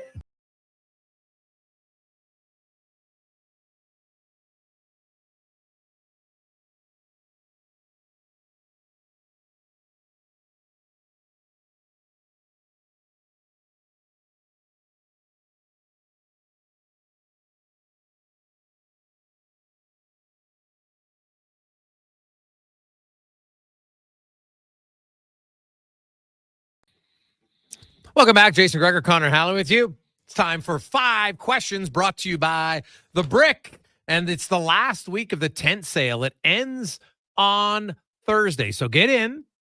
Unbelievable deals and everything. I actually just bought a new gaming chair. I like it for my office because it's got the nice $119. It's blowout prices. 60% off major things. So check it out at The Brick and thebrick.com in their tent sale. It's time for 5 questions on the Jason Gregor Show. All right, Jason, question number 1. Now we're finding out today Canada's going to kick off their World Junior Tournament against Finland. You got the United States on New Year's Eve. I could ask you this maybe a little bit closer, but on a scale of 1 to 10, how big of a fan, how excited are you for the World Junior Tournament in general? I like it. I would, I'm not going to lie. I'm probably like a 7. There's the, my son's getting older now, so he likes to watch it. So to me, that's great. So it's something we do together. It was always kind of nice to watch, a little bit on Boxing Day. So yeah, I would say I'm probably a solid 7, maybe 7.5. Yeah, I'd have to say I'm a little lower. It is a nice tradition. It is nice on Boxing Day to watch the game. And, occasionally if the timing works out, maybe before you get out to the New Year's Eve festivities, watch a hockey game. That's always great. But I'd have to say I'm a little bit lower than you, maybe 5.5. If the Oilers are on or there's football, that's going to go up against it. I know what I'm going to be watching, but I do like the tradition of the event. So lower, but still don't mind it. Question number 2 for you. On Fantasy Frenzy, we started a segment called Studs and Duds for your fantasy football lineup. So we'll ask you for your team, and I'll open it up to the listeners. They can text in. Who is your biggest stud this week, and who is the biggest dud? Dude, my GM right now is the biggest dud. Walker the third, Addison, Higgins, Pacheco, all hurt. So I guess my biggest stud this week would have been Joe Burrow, and my biggest dud would have been McConkey. He had 2 catches for 20 yards. So it was a dud, but I had a lot of duds, man. I don't like my team. I'm going to have to work some magic here. For me, biggest stud this week had to probably be Devon Achan, doing it on a hobbled ankle as well. So that was good to see. Biggest stud, Sam Laporta. My guy, I had big expectations for him, hyped him up, and at least on this week, Sam Laporta was the dud. Question number 3 for you. On this day in the year 2000, the Miami Dolphins retired Dan Marino's number 13. So when you think of the greatest athletes to ever wear number 13, who would top your list? You go first. There's been a lot of good ones. I guess personal preference, I will take Steve Nash. Yeah, well, Dan Marino was a big reason when I was cheering for the Dolphins. He was the guy. So yeah, for me, it's Dan the man all day. Question number 4. I saw this pop up on Jason Curfew, friends over there. They talked about the best non-NHL sweaters. So when you think of yours, and so it's taking the Whalers right out of there, we're talking the best non-NHL jerseys of all time. Do you have one that stands out to you? Yes, I have a Birmingham Bulls warm-up jersey from when my brother played there, and they only ever wore them in warm-up because they had some sponsors and stuff on them. And it's red down the one side and white on the other, and then it has the big bull. It's a sick jersey. So not many people have one, so I like to wear it on the ODR. So because everybody's. Then I know exactly, you know what? Now my son knows, oh, okay, there's dad. So I will say my vintage 1994, maybe 95 Birmingham Bulls. I got to give a shout out to the University of Alberta Golden Bears. I think their white jersey is super clean. And then I'm going to stick at the collegiate level, but American, University of Michigan, Wolverines. I love the helmet to go along with it. So Wolverines, Golden Bears, those would be the top 2 for me when it comes to non-NHL jerseys. My final question for you. On this day in 2013, Brooklyn Nine-Nine debuted. Andy Samberg, the star. So when it comes to police-related television shows and movies, what would you have as your favorite? Oh, man, I love, now, so if it's police, so does Criminal Minds, are they police or they're more FBI? Right. So they're like the special unit. So does that count? What if I open it up to law enforcement? How about that? Yeah, but it's hard, man. Those are some of my favorite shows. So I love Criminal Minds for the longest time. Law and Order. But I guess if I would have to pick one, I'm going to go with season 1, True Detective. It's a really good pick. I even liked the other seasons, not as good, but I enjoyed them. Mm-hmm. Even the latest one up in Alaska, I thought was cool. Brooklyn Nine-Nine is amazing. If you haven't watched it yet, great comedy. But I'll go to the big screen and say 21 Jump Street, Channing Tatum and Jonah Hill. Even 22 Jump Street holds up. Yeah. Now, if I was going to go current, I'm going Mayor of Kingstown. With Jeremy Renner. Have you seen that? You haven't seen it? I told you to watch that show, dude. I forgot about it. Trust me, it is really good. That's on Amazon, right? Yeah. Okay, yeah. You know what? I'll lock it in. I'll knock one episode off tonight. Yeah, just lock it in. It's like anything. It's going to take a few episodes to get into the characters, but I'm telling you, it is greasy. It's good. I'm a big fan of Mayor of Kingstown. So got a lot of people in on The Wire. Fair point. I watched a few episodes and I don't know what happened. I think a few of my regular shows came on and never picked it up again, but I probably should.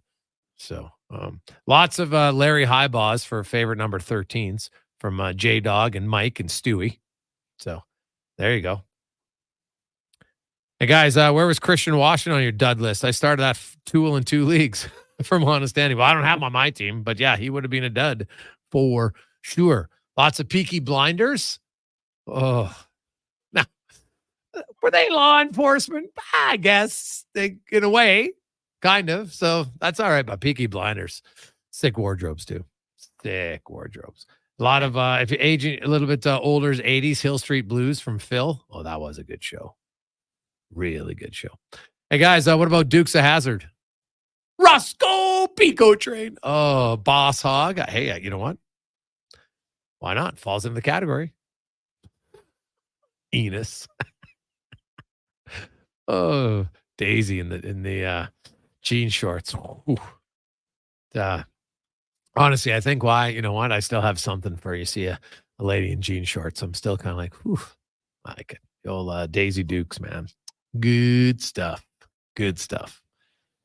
I'll take a break. We got Spec DVD coming up in the 5 o'clock hour. Some Oilers and Elks talk and more. But first, the Con Man and Sports 1440 update brought to you by Booster Juice. They have the new secret smoothie menu. Smoothies too refreshing to keep on the hush hush. Download the Boosters Reward app today and get in on the secret only at Booster Juice.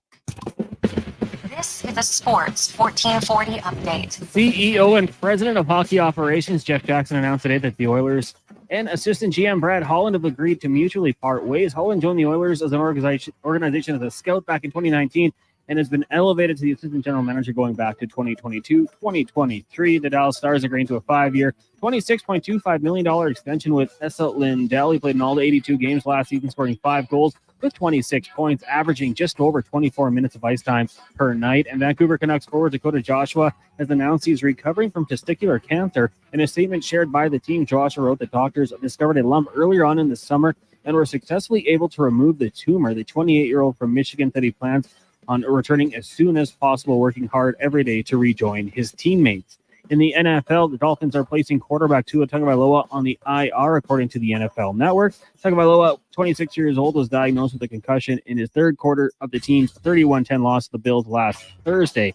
And Colts defensive tackle DeForest Buckner was placed on the IR with an ankle sprain today. He'll miss at least the next 4 weeks. In the majors, some games are currently underway. Twins, Guardians, Red Sox, Razors scoreless. Marlins on top of the Dodgers 2-0 heading into the second. And the Braves lead the Reds 3-1. Orioles at home trail the Giants 2-0 later tonight. The Jays kicking off a series in Arlington, taking on the Texas Rangers. Coming up in hour 4 of the Jason Gregor Show, we'll be joined by Mark Spector of Rogers Sportsnet and Derek Van Diest from NHL.com. I'm Connor Halley. This has been a Sports 1440 update. Sports 1440 in West Edmonton Mall and Wetaskiwin. CKJR is a Stingray radio station. Download the free radio player app and listen wherever you go. Ain't it beautiful? The inventory is unprecedented. Volvo Cars Edmonton is proud to boast an amazing selection of in-stock Volvo XC40s, 60s, and 90s. Visit Volvo Cars Edmonton today and experience the exemplary service you've come to expect and the affordable luxury only found with Volvo Cars Edmonton, Canada's only 12-time Volvo Excellence Award winners. Experience the difference. Volvo of Edmonton.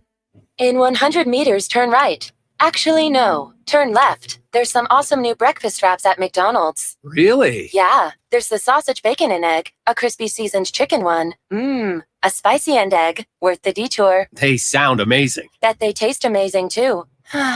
Wish I had a mouth. Take your morning into a delicious new direction with McDonald's new breakfast wraps. Add a small premium roast coffee for $1 plus tax. At participating McDonald's restaurants. Ba-da-ba-ba-ba. It's the final week of the Brick's famous tent sale, and everything must go. Take up to 70% off clearance items in the tent and store, and find amazing deals in every other department before it's too late. Take up to $1,400 off sectionals, up to 25% off bedroom and dining furniture, and up to 50% off mattresses. Hurry in while the tents are still up and the prices are down. Some exclusions apply. See in-store for details. The Brick, saving you more. In 1973, deep in the basement of an Edmonton family home, an elite team of specialized forces came together to form Action Electrical. Action Electrical Divisions, assemble! Projects team reporting. Service team reporting. Testing team reporting. Energy team reporting. Supercharged with skills in their electrical fields and grounded by strong family values. Facing an electrical menace? Call on the men and women of Action. Operating throughout Alberta at actionelectrical.net. The Canada-wide clearance is on at Chevrolet. Get 0% financing for up to 72 months on the 2024 Silverado 1500 RST. Explore downtown hotspots with standard Chevrolet safety assist, including automatic emergency braking and HD surround vision camera. Or take on the great outdoors with an available 3-liter Duramax diesel engine and available in-vehicle trailering app. Oh, look, a cute chipmunk. Not so cute. Not so cute. Ask your Chevrolet dealer for details. I couldn't ignore it. Everyone kept saying, "You look so tired." Are you getting enough sleep, dear? Hon, you look like you need some rest. But I'm not tired. I guess I just look that way. But you don't have to. I'm Dr. Vance Elliott, and I provide skin-refreshing treatments designed to give you a fresh and natural appearance. Don't worry, we won't drastically change how you look, but we will help you look as energetic as you feel. Book your consultation today at drvanceelliott.com.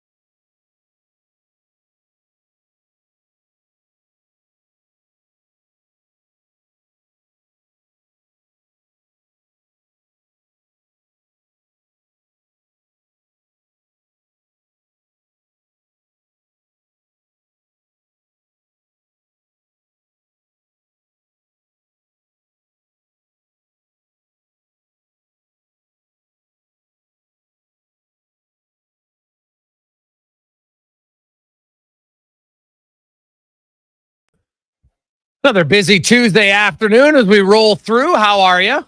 Jason Gregor, Connor Halley on Sports 1440, Oilers Nation, YouTube, and Facebook, as always, presented by PlayAlberta.ca, where you can get in the game tonight. You don't want to miss out. $80 million in Lotto Max. That would be quite the Tuesday night for you. Get your tickets at PlayAlberta.ca. Jason Gregor alongside Connor Halley as we get to the Spec Report, brought to you by GS Construction, as they continue to roll. No downtime in GS Construction as the underground infrastructure doesn't ever take a break. And if you want to work for a great company with fantastic benefits, go to Indeed.com and look up GS Construction. As we welcome in Mark Spector to the show. What hole you on, Spec? I think this is 15, if I'm not mistaken. Okay. And are you playing as well as you did at Eagle? Am I playing as well as I did at Eagle? I'm hitting it okay. We're playing a scramble, but yeah, we're doing all right. I think the problem is I'm playing with someone's using my ball here. I'm playing with Jeff Jackson, Stan Bowman, and Rob Brown. We're playing a full scramble, but I don't think anyone else is. Oh, I think it's a modified scramble, and we didn't get the right rules. So we're going to win the scramble division. But it may be a division of one team. Yeah, I thought you were playing a shamble where you hit the best drive and then everybody plays their ball after that. Well, when we were going out, they told us it was a scramble. Oh. So, hey, man, I guess we don't win the prize, but we're having a few laughs, and it sure is. Glendale is sure a beautiful golf course. It's very nice of the Oilers to put this tournament on every year. I wish you were here, Jay, but I guess we'll see you afterwards, huh? Yeah, I'll be there later. I guess the big news for the Oilers, they're looking for a new assistant GM. Yes, Brad Holland, this was in the works for a while. You know, I want to say that it probably, this goes back to pretty much a full turnover now of front office. You know, when I think we all feel like if they'd have asked Ken Holland to stay around and maybe sign a very short-term deal, he probably would have liked to have done that, but the Oilers did not do that. They went the other way. And I don't think there's any real hard feelings or anything, but, you know, it's never great when you're Ken Holland and you build this team to the point where they're a period away from winning a cup and they let you go. Yep. And now his son is working here. And I think from that moment on, I kind of felt like I'm not sure there's a lot of shelf life left with Brad Holland. And they announced today that they mutually part ways. They basically let him go. And I'm not sure how they're going to handle that. I think what they're going to do, I did ask Jeff Jackson casually here what their thoughts are. And for now, probably Warren Reichel will take on a little bit of that role. He's in Windsor, right? He's been working for the Oilers for a while, and the thinking is, Jack said, this is basically Jackson talking to me, is he said, you know what, he's run an organization in junior. Yes. He's handled a lot of people underneath him. Mm-hmm. He said it's not the same thing, but it kind of is the same thing. He knows how to handle people and work with people. So, hey, Warren Reichel's been around for a while. Maybe he becomes the guy eventually. Yeah, and in theory, that makes a lot of sense, right? Like he ran a pretty good, successful organization in junior. It's different, of course, lots of different rules and everything, but managing people, the evaluation, the scouting factor is key. I wonder if they even just hire another scout, because when you lose Holland, you're just losing a set of eyes, right? So there's fewer reports to have.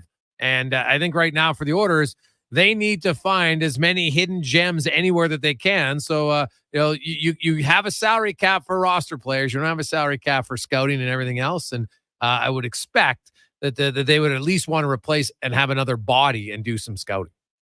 Well, for sure. And you'll notice they announced the other day a few additions. One was a guy in Finland, and basically he was a personnel guy over there. So there's no question that when you're trading away all your draft picks, Jay, to try to win right now, you got to try to find some players in a non-traditional way. And that means, having people around the world, in the hockey world, right? You got to have a guy in Finland. They got a guy in Czech, right? You got to have a guy that's in Sweden. They got a couple Swedes on their staff here. So, and plenty of guys in North America. So yes, you can't just build through the draft if you don't have any draft picks.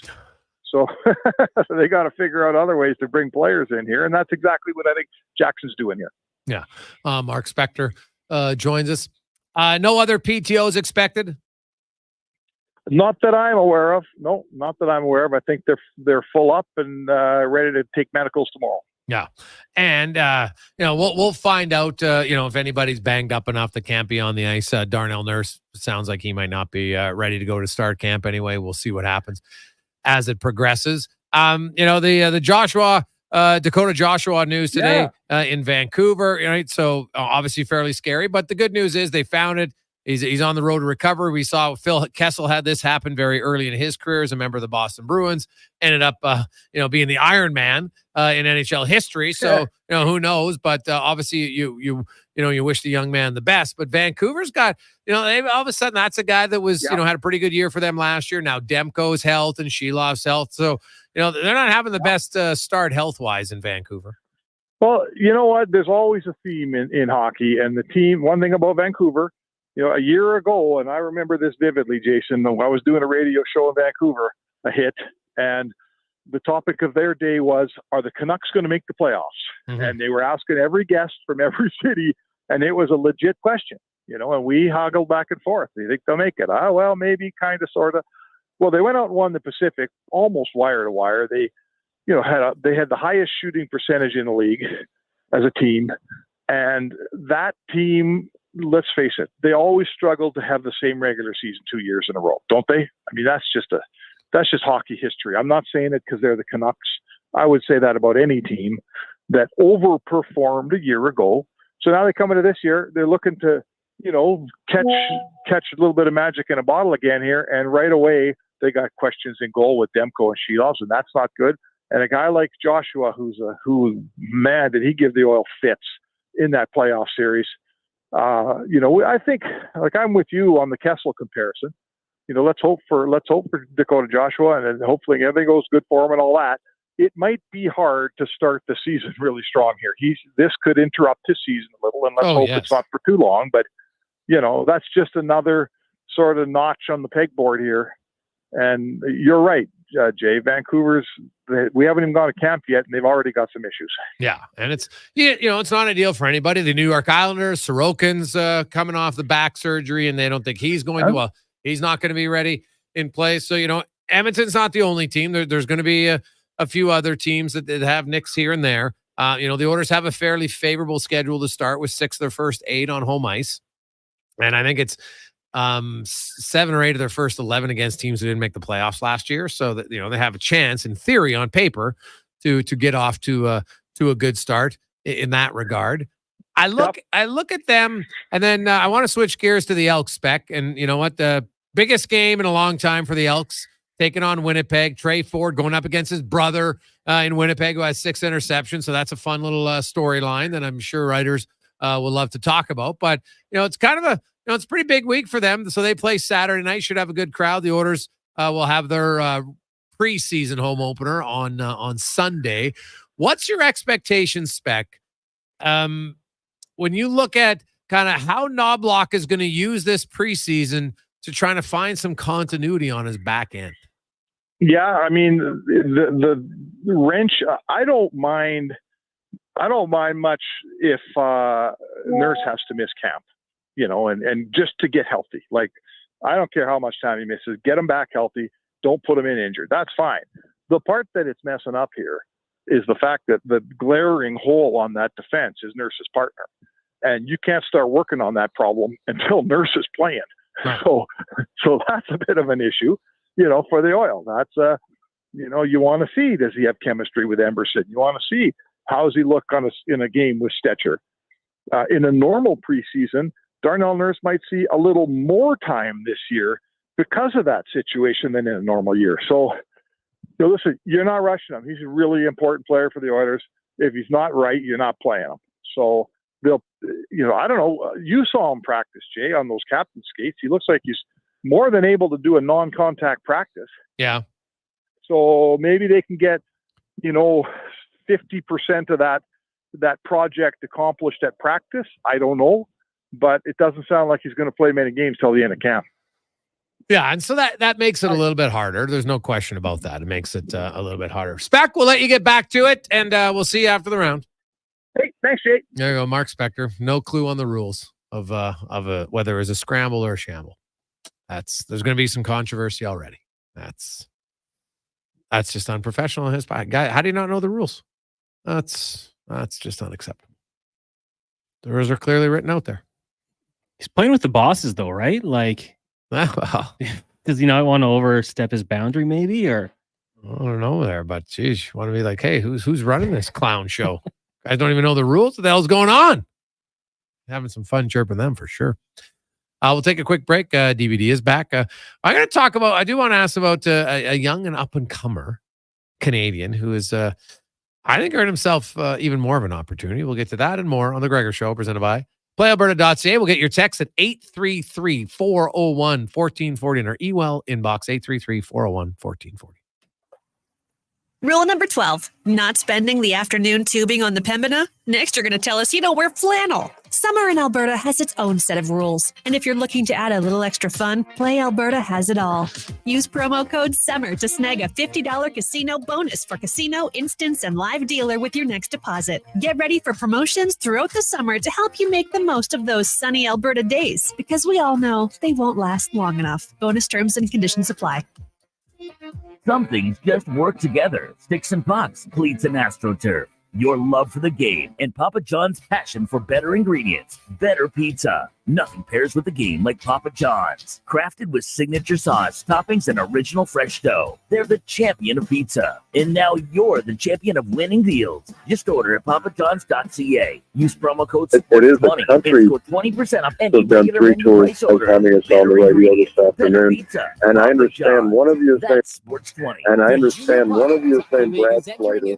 One of our agents saying is Brad Slater. Well, that's great. Yeah, Brad's our executive. Did you say Jay, our executive producer? Yeah, the B-man. So that's great. Now, games are broadcast live on Silent Ice TV with a showcase-style game schedule and high level of travel and accommodation.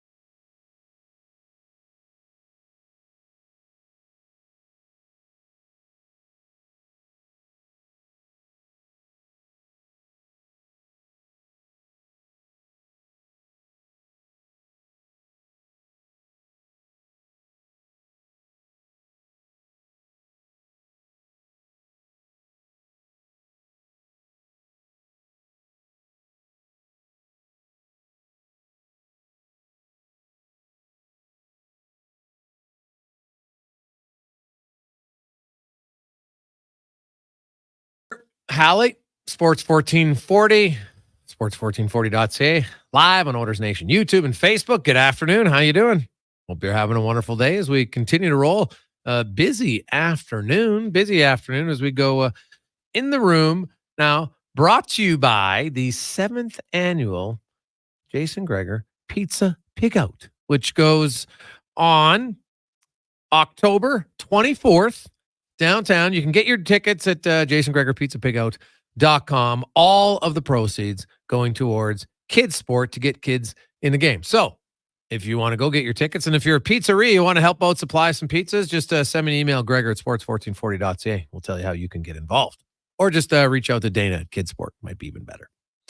So we welcome in Derek Van Dies from NHL.com. DVD, do you at least know the rules of the tournament? Because Spec doesn't seem to know the rules that you're playing. No one seems to know if it's a scramble. They said it was a modified scramble. Some guys are playing scramble. Some played a modified. We've decided we tried the modified scramble. We're playing just straight scramble the last 5 holes. I have no idea what the rules are. They really did. No one said what the rules were, and so we're almost making them up as we go here. So I don't know what's happening. I'm not much of a golfer, so to me it doesn't really matter. My team wasn't going to win anyway. So here, I'm a hacker. I'm just hacking away, trying to keep the ball on the fairway. Yeah, you haven't hit any houses or anything, have you? No, you know what? To tell you the truth, I'm 14 holes in, and I've played with the same ball for all 14 holes. I've yet to lose a ball, knock on wood. So it's from my sense, it's been a great round because I haven't lost the ball. Dude, I haven't hit the ball great, but I'm keeping it on the fairway. So, buddy, that's all that matters. Yeah, trust me. For a lot of us, it's true. I played around in Kananaskis, had the same ball. I was like, this is amazing. So exactly. It's great. So I like that. The Oilers, hey, things change. New GM comes in, and right before the season begins, assistant GM is out, and Brad Holland, of course, who's the son of Ken Holland. And, some people thought maybe, he's entering the final year of his deal, and, they announced it as mutual party, and I'm not necessarily sold it was mutual, but either way, he'll get paid out for his final year, and they move on. We're hearing Warren Reichel might take over a little bit of his duties kind of in the interim, a guy who was a GM in the Ontario Hockey League. So on the outside, that kind of makes some sense. Yeah, it does. And I think we all thought that Brad Holland would be on his way out with Ken Holland wasn't renewed. And it's just one of those things. Yeah, he did have the 1 year on his deal, but I just think it was a situation where they're bringing in new management. They got a new guy. And when a guy like Stan Bowman comes in, he wants his people. He wants guys that he knows. He wants people that he knows. And I think it's just a matter of being comfortable around the people that he knows. And I don't know how well he knew Brad Holland. I don't know what the situation was there. But I think it was one of those deals that it's the same thing. When a new coach comes in, he usually, gets a new coaching staff or brings in someone that he's familiar with in the coaching staff. So I'm not too surprised that happened. I'm surprised it happened so late, to be honest with you. Like, that didn't give him much of a chance to go find something else. But he does have a year in his contract, so they're paying him for the year. And, maybe he has a year to kind of regroup and see where he wants to do it. It'd be interesting to see if Ken Holland lands somewhere. Maybe that'll help him out as well, too. So not too surprising, but, new management in place. So sometimes that happens. Well, I know that when I last spoke to Ken, he was going to take the summer off and just enjoy it, being a grandfather, had his grandkids. They had like a whole schedule planned of when they were coming to visit him. So, that was good, kind of the first summer off for him and, how many years. But, he did say that, maybe when October came around, there might be an itch to see if there was some scouting or something. Because, he was a guy who always liked getting out on the trail. So potentially, I think you might see him back at that point. The Oilers themselves will get going training camp tomorrow. DVD. Who are you most interested to watch in preseason? Actually, Ty Henderson. I'm looking to see, because I've heard a lot of good things about him in San Jose, and then I'm looking to see if he can play in the top 4. I think this is a guy that, he had some pretty good numbers considering he missed most of the season. Yeah, he played 30 games, I think, last year because of injury. But this is a guy, from all accounts I've heard, that he's a pretty good defenseman, and he's going to fit in well with the Oilers. And so I'm kind of interested to see how well he does. Obviously, Jeff Skinner, I want to see what Jeff Skinner can do playing with such talented players. This is a guy that can score 30 goals and get a lot of goals this year. He's obviously coming in here looking to have a big season, and then hopefully signing another big contract next year.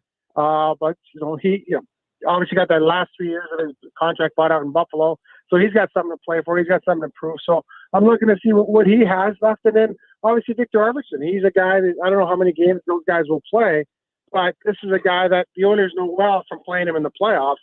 And he was a tough guy to play in the playoffs. Good defensive guy, can kill penalties for you. And I think that's basically the new guys.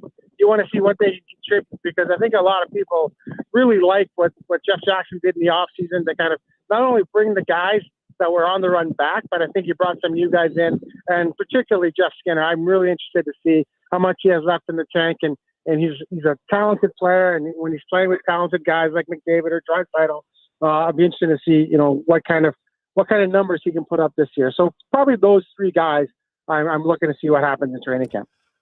DVD, I want to switch over to soccer for a second, and I know you cover the national team. You watch soccer very well. What do you think of Schavelberg? Is this guy like legit in your eyes? Like, 'cause every time he gets on the pitch, all he does is score. Yeah, I do like him. He is, and I think one of the things is half of soccer is being able to basically run and keep up and have that ability, and then the other half is to know what to do when you get the ball. Like soccer, 80% of it is running around without the ball and then being in the right spots and then knowing what to get with it. So I think he's a guy that's very athletic, very talented, and very smart. And I think if he's gotten his opportunity and he's really made the most of it. He kind of burst onto the scene. He was a guy that a couple of years ago wasn't around. He didn't play in the World Cup, and then suddenly he's on the scene, and now he's become a starter, become a regular for this team, and he's become a guy that I think a lot of European teams are looking at. And yeah, he's very, very talented. And I think it's basically half a game. Like I said, it's what you do without the ball, being able to get there. When you get the ball, he's in the right spots and he makes the right play. So I think he's a rising star for Canadian soccer, and I think a lot of people are excited about him and excited to see what he can do at the next level when he gets there eventually. Okay, now going back to the orders, DVD, what is your expectations? Connor McDavid said he felt sluggish. He felt a little heavy last year, thought maybe they overdid it in September. And, he still, though, had 132 points and missed some games at the end of the season. What's a point total for you for McDavid this season? You know what? I wouldn't be surprised if he hits like 140, 150. Because I thought really like that injury at the beginning of the season, that cost him the next couple of games. And then, he joked about not shooting the puck and not, he's decided he's just going to pass the puck from now on. But I do think there was something to that. I do think that he passed up a lot of shooting opportunities last season and looking for that pass where he usually.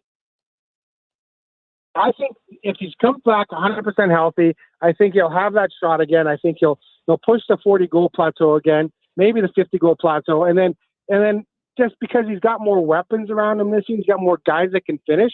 I think he will be able to challenge that 100 assists again. So I wouldn't be surprised if he gets up there 145, 150 points. And you know what? Is 50, 100 out of the question for him? I don't think so. Especially if he stays healthy, the team plays well, and and they get those opportunities. Because in the past, we've seen the past with line mates. Those guys missed a lot of opportunities. When Puljujärvi was here, I know he's a little frustrated. Sometimes they couldn't finish. Some other guys that he was with couldn't finish.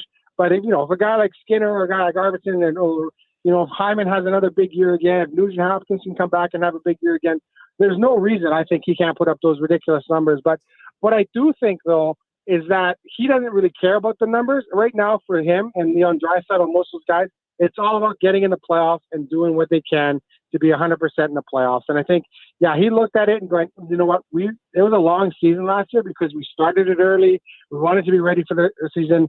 And what did he say? We don't want to peak in October. We don't want to peak in September. We want to peak in October. So I think there's a lesson learned there. Obviously not as many skates this year. They had a short off season. So it'll be interesting to see how they start and how they go. But I think Connor McDavid is going to have a big, big season this year. Derek Van Diest from NHL.com joins us. DVD, of course, you cover the Canucks and you cover the Flames and the Jets. The Canucks have some more injury news coming out today with Dakota Joshua, who's recovering from testicular cancer surgery. Sounds like it was all positive. Now he's just got to take the time to get back before he can play. You throw in Demko and Shelovs. What's your sense of the Canucks? Yeah, Demko's the big one. Like Demko, the knee injury, you figure the knee injury would have healed. I know that's an issue, but apparently it's coming like it's in the back of his knee or something like that, and it might be something that he'll just have to learn to play with and deal with. And whether that's take some of the load off. He had I think 51 starts last year, so maybe he can't start 51 games this year. Loves is another guy, but he's only had 10 regular season starts, or 9 regular season starts, I think, and it was 10 in the playoffs last year. So he's not an experienced guy by any means. So I think the Canucks are looking and kicking tires and trying to find someone else that maybe can help carry the load a little bit, especially if Demko's not ready. It doesn't sound like he'll be ready to go at the beginning of the season, but even when he is, it really appears to be that they're going to have to really load manage him. And I think this is a guy that you want him peaking in the playoffs.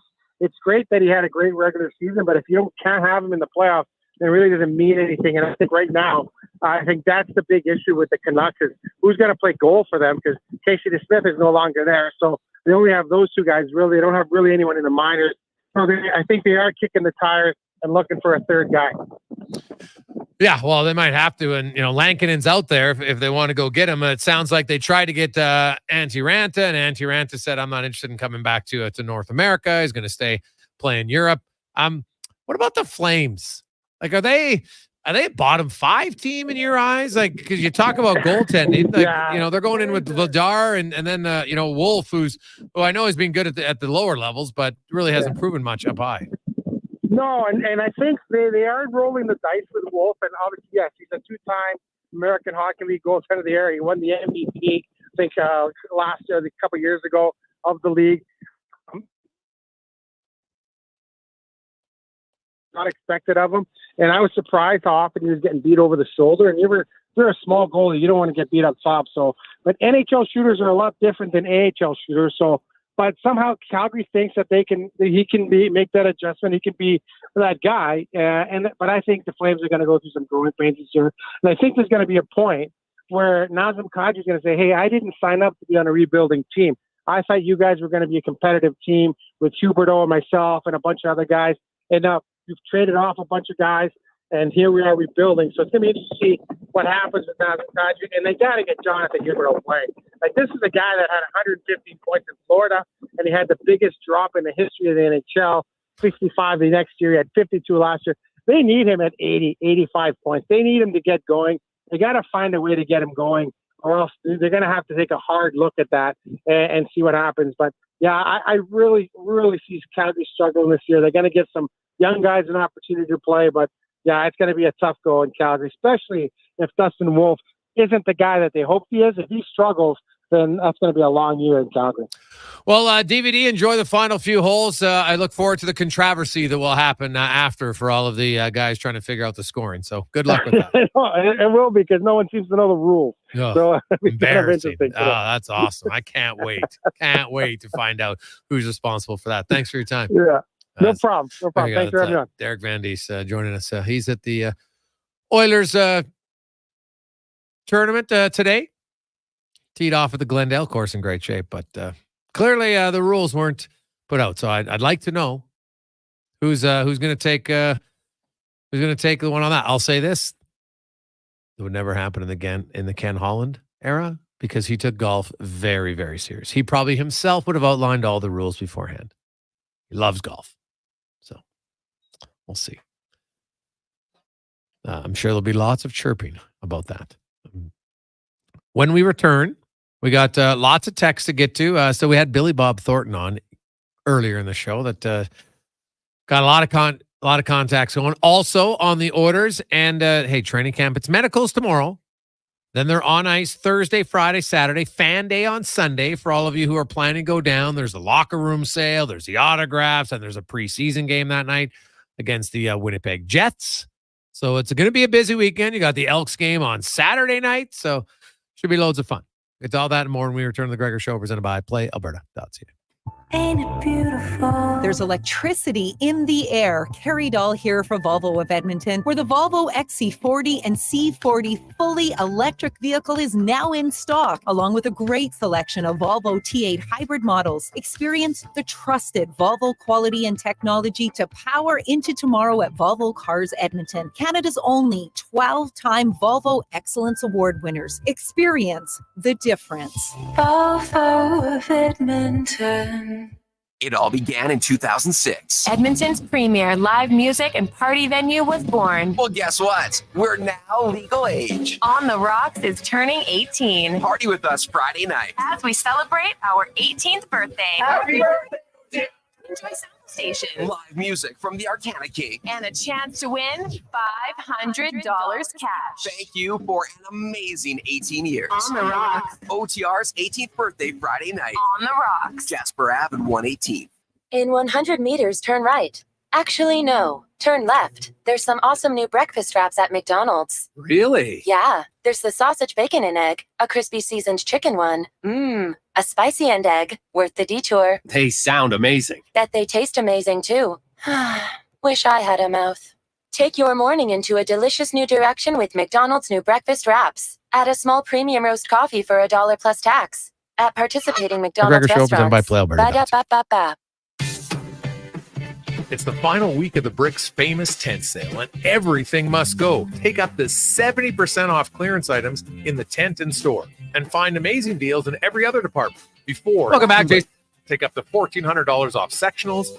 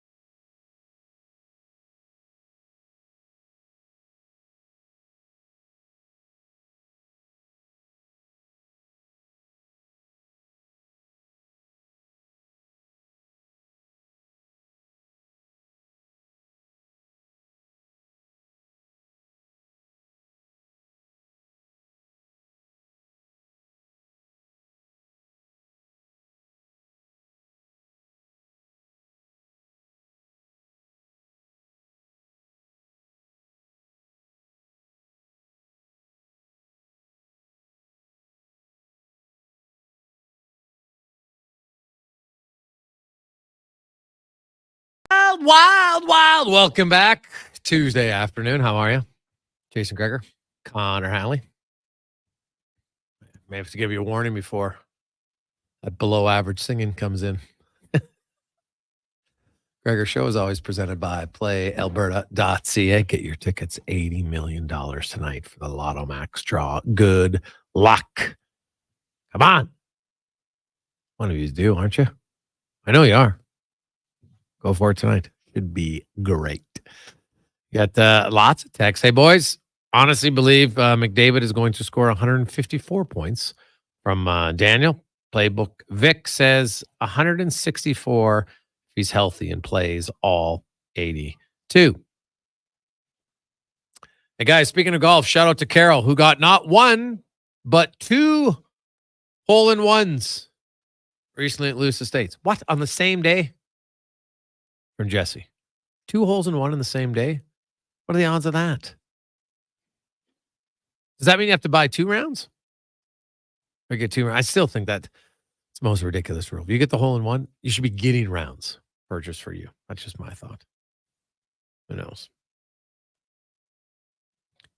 Would you be okay with it though? I mean, if you hit a hole in one, like fair trade off to say you did it. Would I buy a round for the people I'm golfing with? Yes. I wouldn't. Would I finish my round would be the better question. Right? That might be one where it says, hey, guess what? I can't get better than that today. But I get well, Gregor, but if you have a hole in one, you could have a really good round. In theory, that's true. In theory. But we'll see. It would be great though. I'd have no problem with it at all. If that indeed happened, would be would be a pretty fun thing, I would say. Should also point out our condolences to all those in the Edmonton Wildcats organization, as well as the Saskatchewan Roughriders. As Ben Fairbrother, who was a coach of the Wildcats, also played with the Riders back in the late 90s, early 2000s. He passed away today. So to his wife and daughter, our condolences, everybody in the Wildcats family. It's very unfortunate for him. Did a lot in the football community, my understanding, for Ben Fairbrother, who unfortunately passed away here unexpectedly.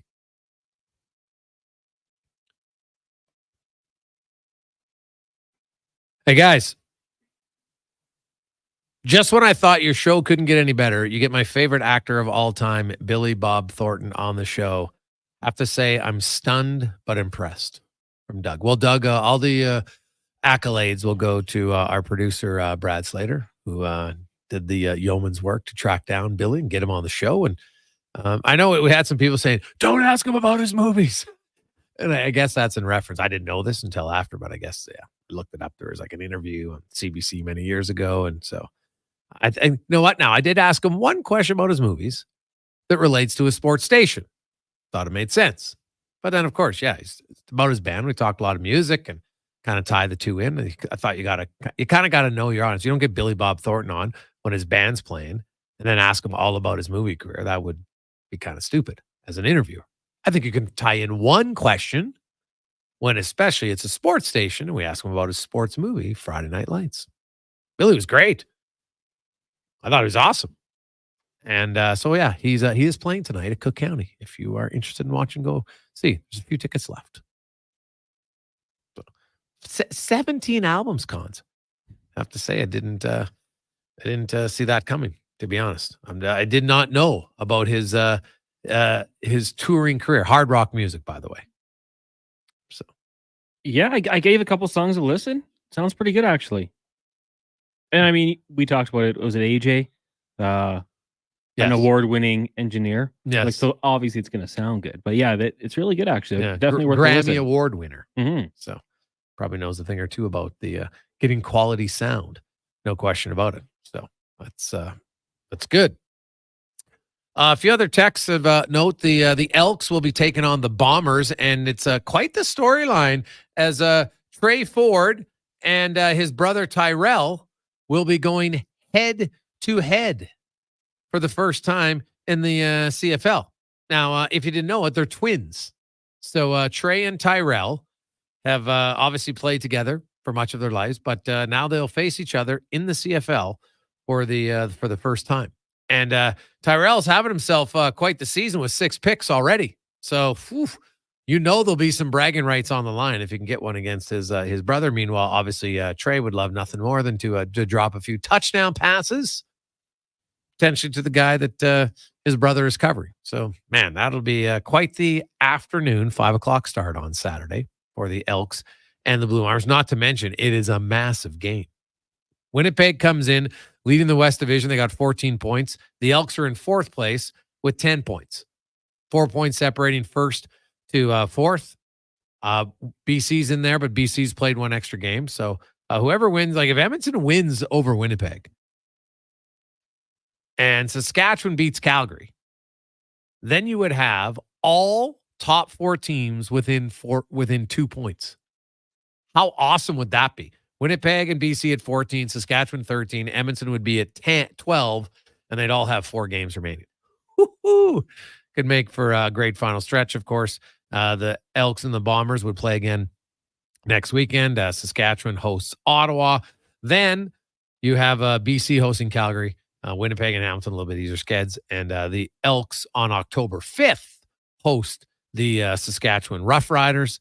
Then they're in Calgary is Edmonton. Then they have the bye week, and then they wrap up on the 25th against the Toronto Argonauts, which is also the final game of the regular season for them, is also the same night where the Oilers will induct 2 new members into the Oilers Wall of Fame, which is also Sidney Crosby night. And in an odd, there could be quite that October 25th game, Cons. I was looking it up. Now, Connor McDavid would have to, have to be very good, but like, would anybody be shocked if Connor McDavid got 18 points in 8 games? No, not at all. You wouldn't be stunned by that and because that's what he would need if he, depending on what he enters the game with. But if he gets 18 points, it would happen in that 8th game, which is against the Pittsburgh Penguins. Sidney Crosby, now he'd have to go nuclear. He's 8 shy of 600 goals. What if he gets red hot? Imagine having the 600 goal and 1,000-point game for Crosby for McDavid in the same game. Not bad. Not bad at all. So Sid the Kid, though, is 4 points shy of 1,600. He's played 1,272 games. Connor McDavid is at 656 games. And he's just shy of 1,000 points. So the pace he's at is much higher. Now, Crosby obviously played some fewer games. I get it. But McDavid's pace, as good as Crosby was, McDavid's pace, he could shatter where Crosby's going. Now, I've said this before, Sidney Crosby. We know he has 3 more seasons left for sure. Let's just say he scores 90, 85, 85. Because he scored, 94 and 93 points the last few years. Let's just say, 95, 85, 85. It's 265 points. If he wanted to, he could push for 2,000. It's not crazy to think of. He would need about another 130 points after that.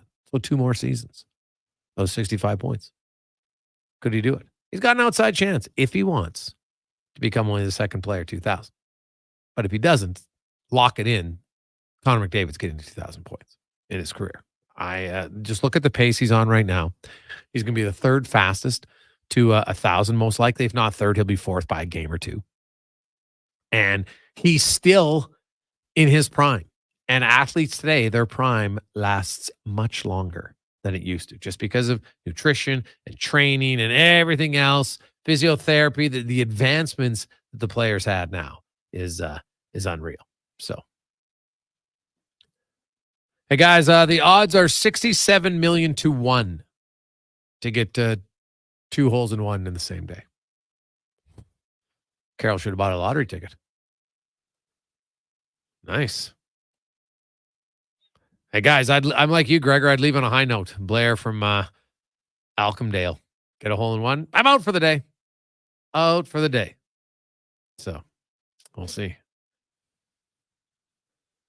Brian texts in, hey guys, the Ford matchup I'm trying to start as a loser changes their name to Ferrari. I like that little racing reference there, Brian. Not bad at all. Not bad at all. Gregor, just some notes from practice today. Very good news for the Elks on the injury front. Javon Leake, he was at home, so he did not practice, obviously, non-football related, but only Hergy Mayala didn't participate due to a calf injury. Otherwise, limited at worst, so they're getting very healthy heading into this game as well. Well, that's massive, right, for their team. Now, Leake, it was just a personal reason. They're expecting him back. So they got the 3-headed monster at the running back position, which is a nice option to have. Tomorrow, medicals. We'll get a better sense of where the orders are at. With that, also a very special guest in Who Is It Wednesday. You will not want to miss this. I'm telling you. I might even give you who the answer is tomorrow at 2:00. But trust me, you will want to listen tomorrow for Who Is It Wednesday. Let's get to the Con Man and a Sports 1440 update brought to you by Legacy Heating and Cooling, home of the no payments, no interest for 1 year on your furnace or AC unit, or combine them and give you a better deal. LegacyHeating.ca. Good night.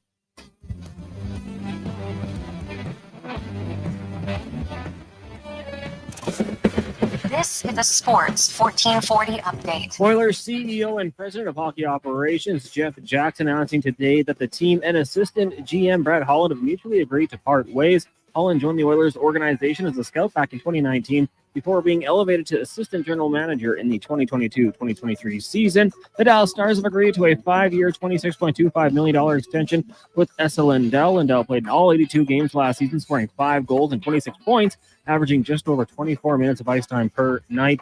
And Vancouver Canucks forward Dakota Joshua has announced that he is recovering from testicular cancer. In a statement shared by the team, Joshua wrote that doctors discovered a lump earlier this summer and were successfully able to remove the tumor. The 28-year-old from Michigan said he plans on returning to play as soon as possible, and he's working hard every day to rejoin his teammates. The Miami Dolphins are placing quarterback Tua Tagovailoa on the injured reserve. That comes after he was diagnosed with a concussion in the team's 31-10 loss to the Buffalo Bills last Thursday. And Indianapolis Colts defensive tackle DeForest Buckner was placed on the IR with an ankle sprain, so he'll miss at least the next 4 weeks. In the majors, the Blue Jays about 10 minutes away as they'll take on the Rangers down in Arlington. Right now, you've got the Giants on top of the Orioles 4-0 in the fifth. Braves lead the Reds 4-1. Dodgers trail the Marlins. No, they just tied it up at 5 apiece. Twins have a 2-1 lead over the Guardians. Red Sox lead the Rays by that same score, and it is the Athletics on top of the Cubbies 2-0 in the first. Later tonight, also Rockies, Diamondbacks, White Sox, Angels, Yankees, Mariners, and the Padres and Astros. In the WNBA at halftime, Sun trailed the Lynx 42-37. Liberty up on the Mystics 47-37, and the Dream have a 24-14 lead over the Sky midway through the second quarter. That's going to do it for us here on the Jason Gregor Show. Coming up next, we've got Fox Sports Radio. Then tomorrow morning, it is the Kevin Carius Show with Brandon Douglas and co-host David Schlemko. I'm Connor Halley. This has been a Sports 1440 update. It's Sports 1440, a Stingray radio station broadcasting on Treaty 6 territory.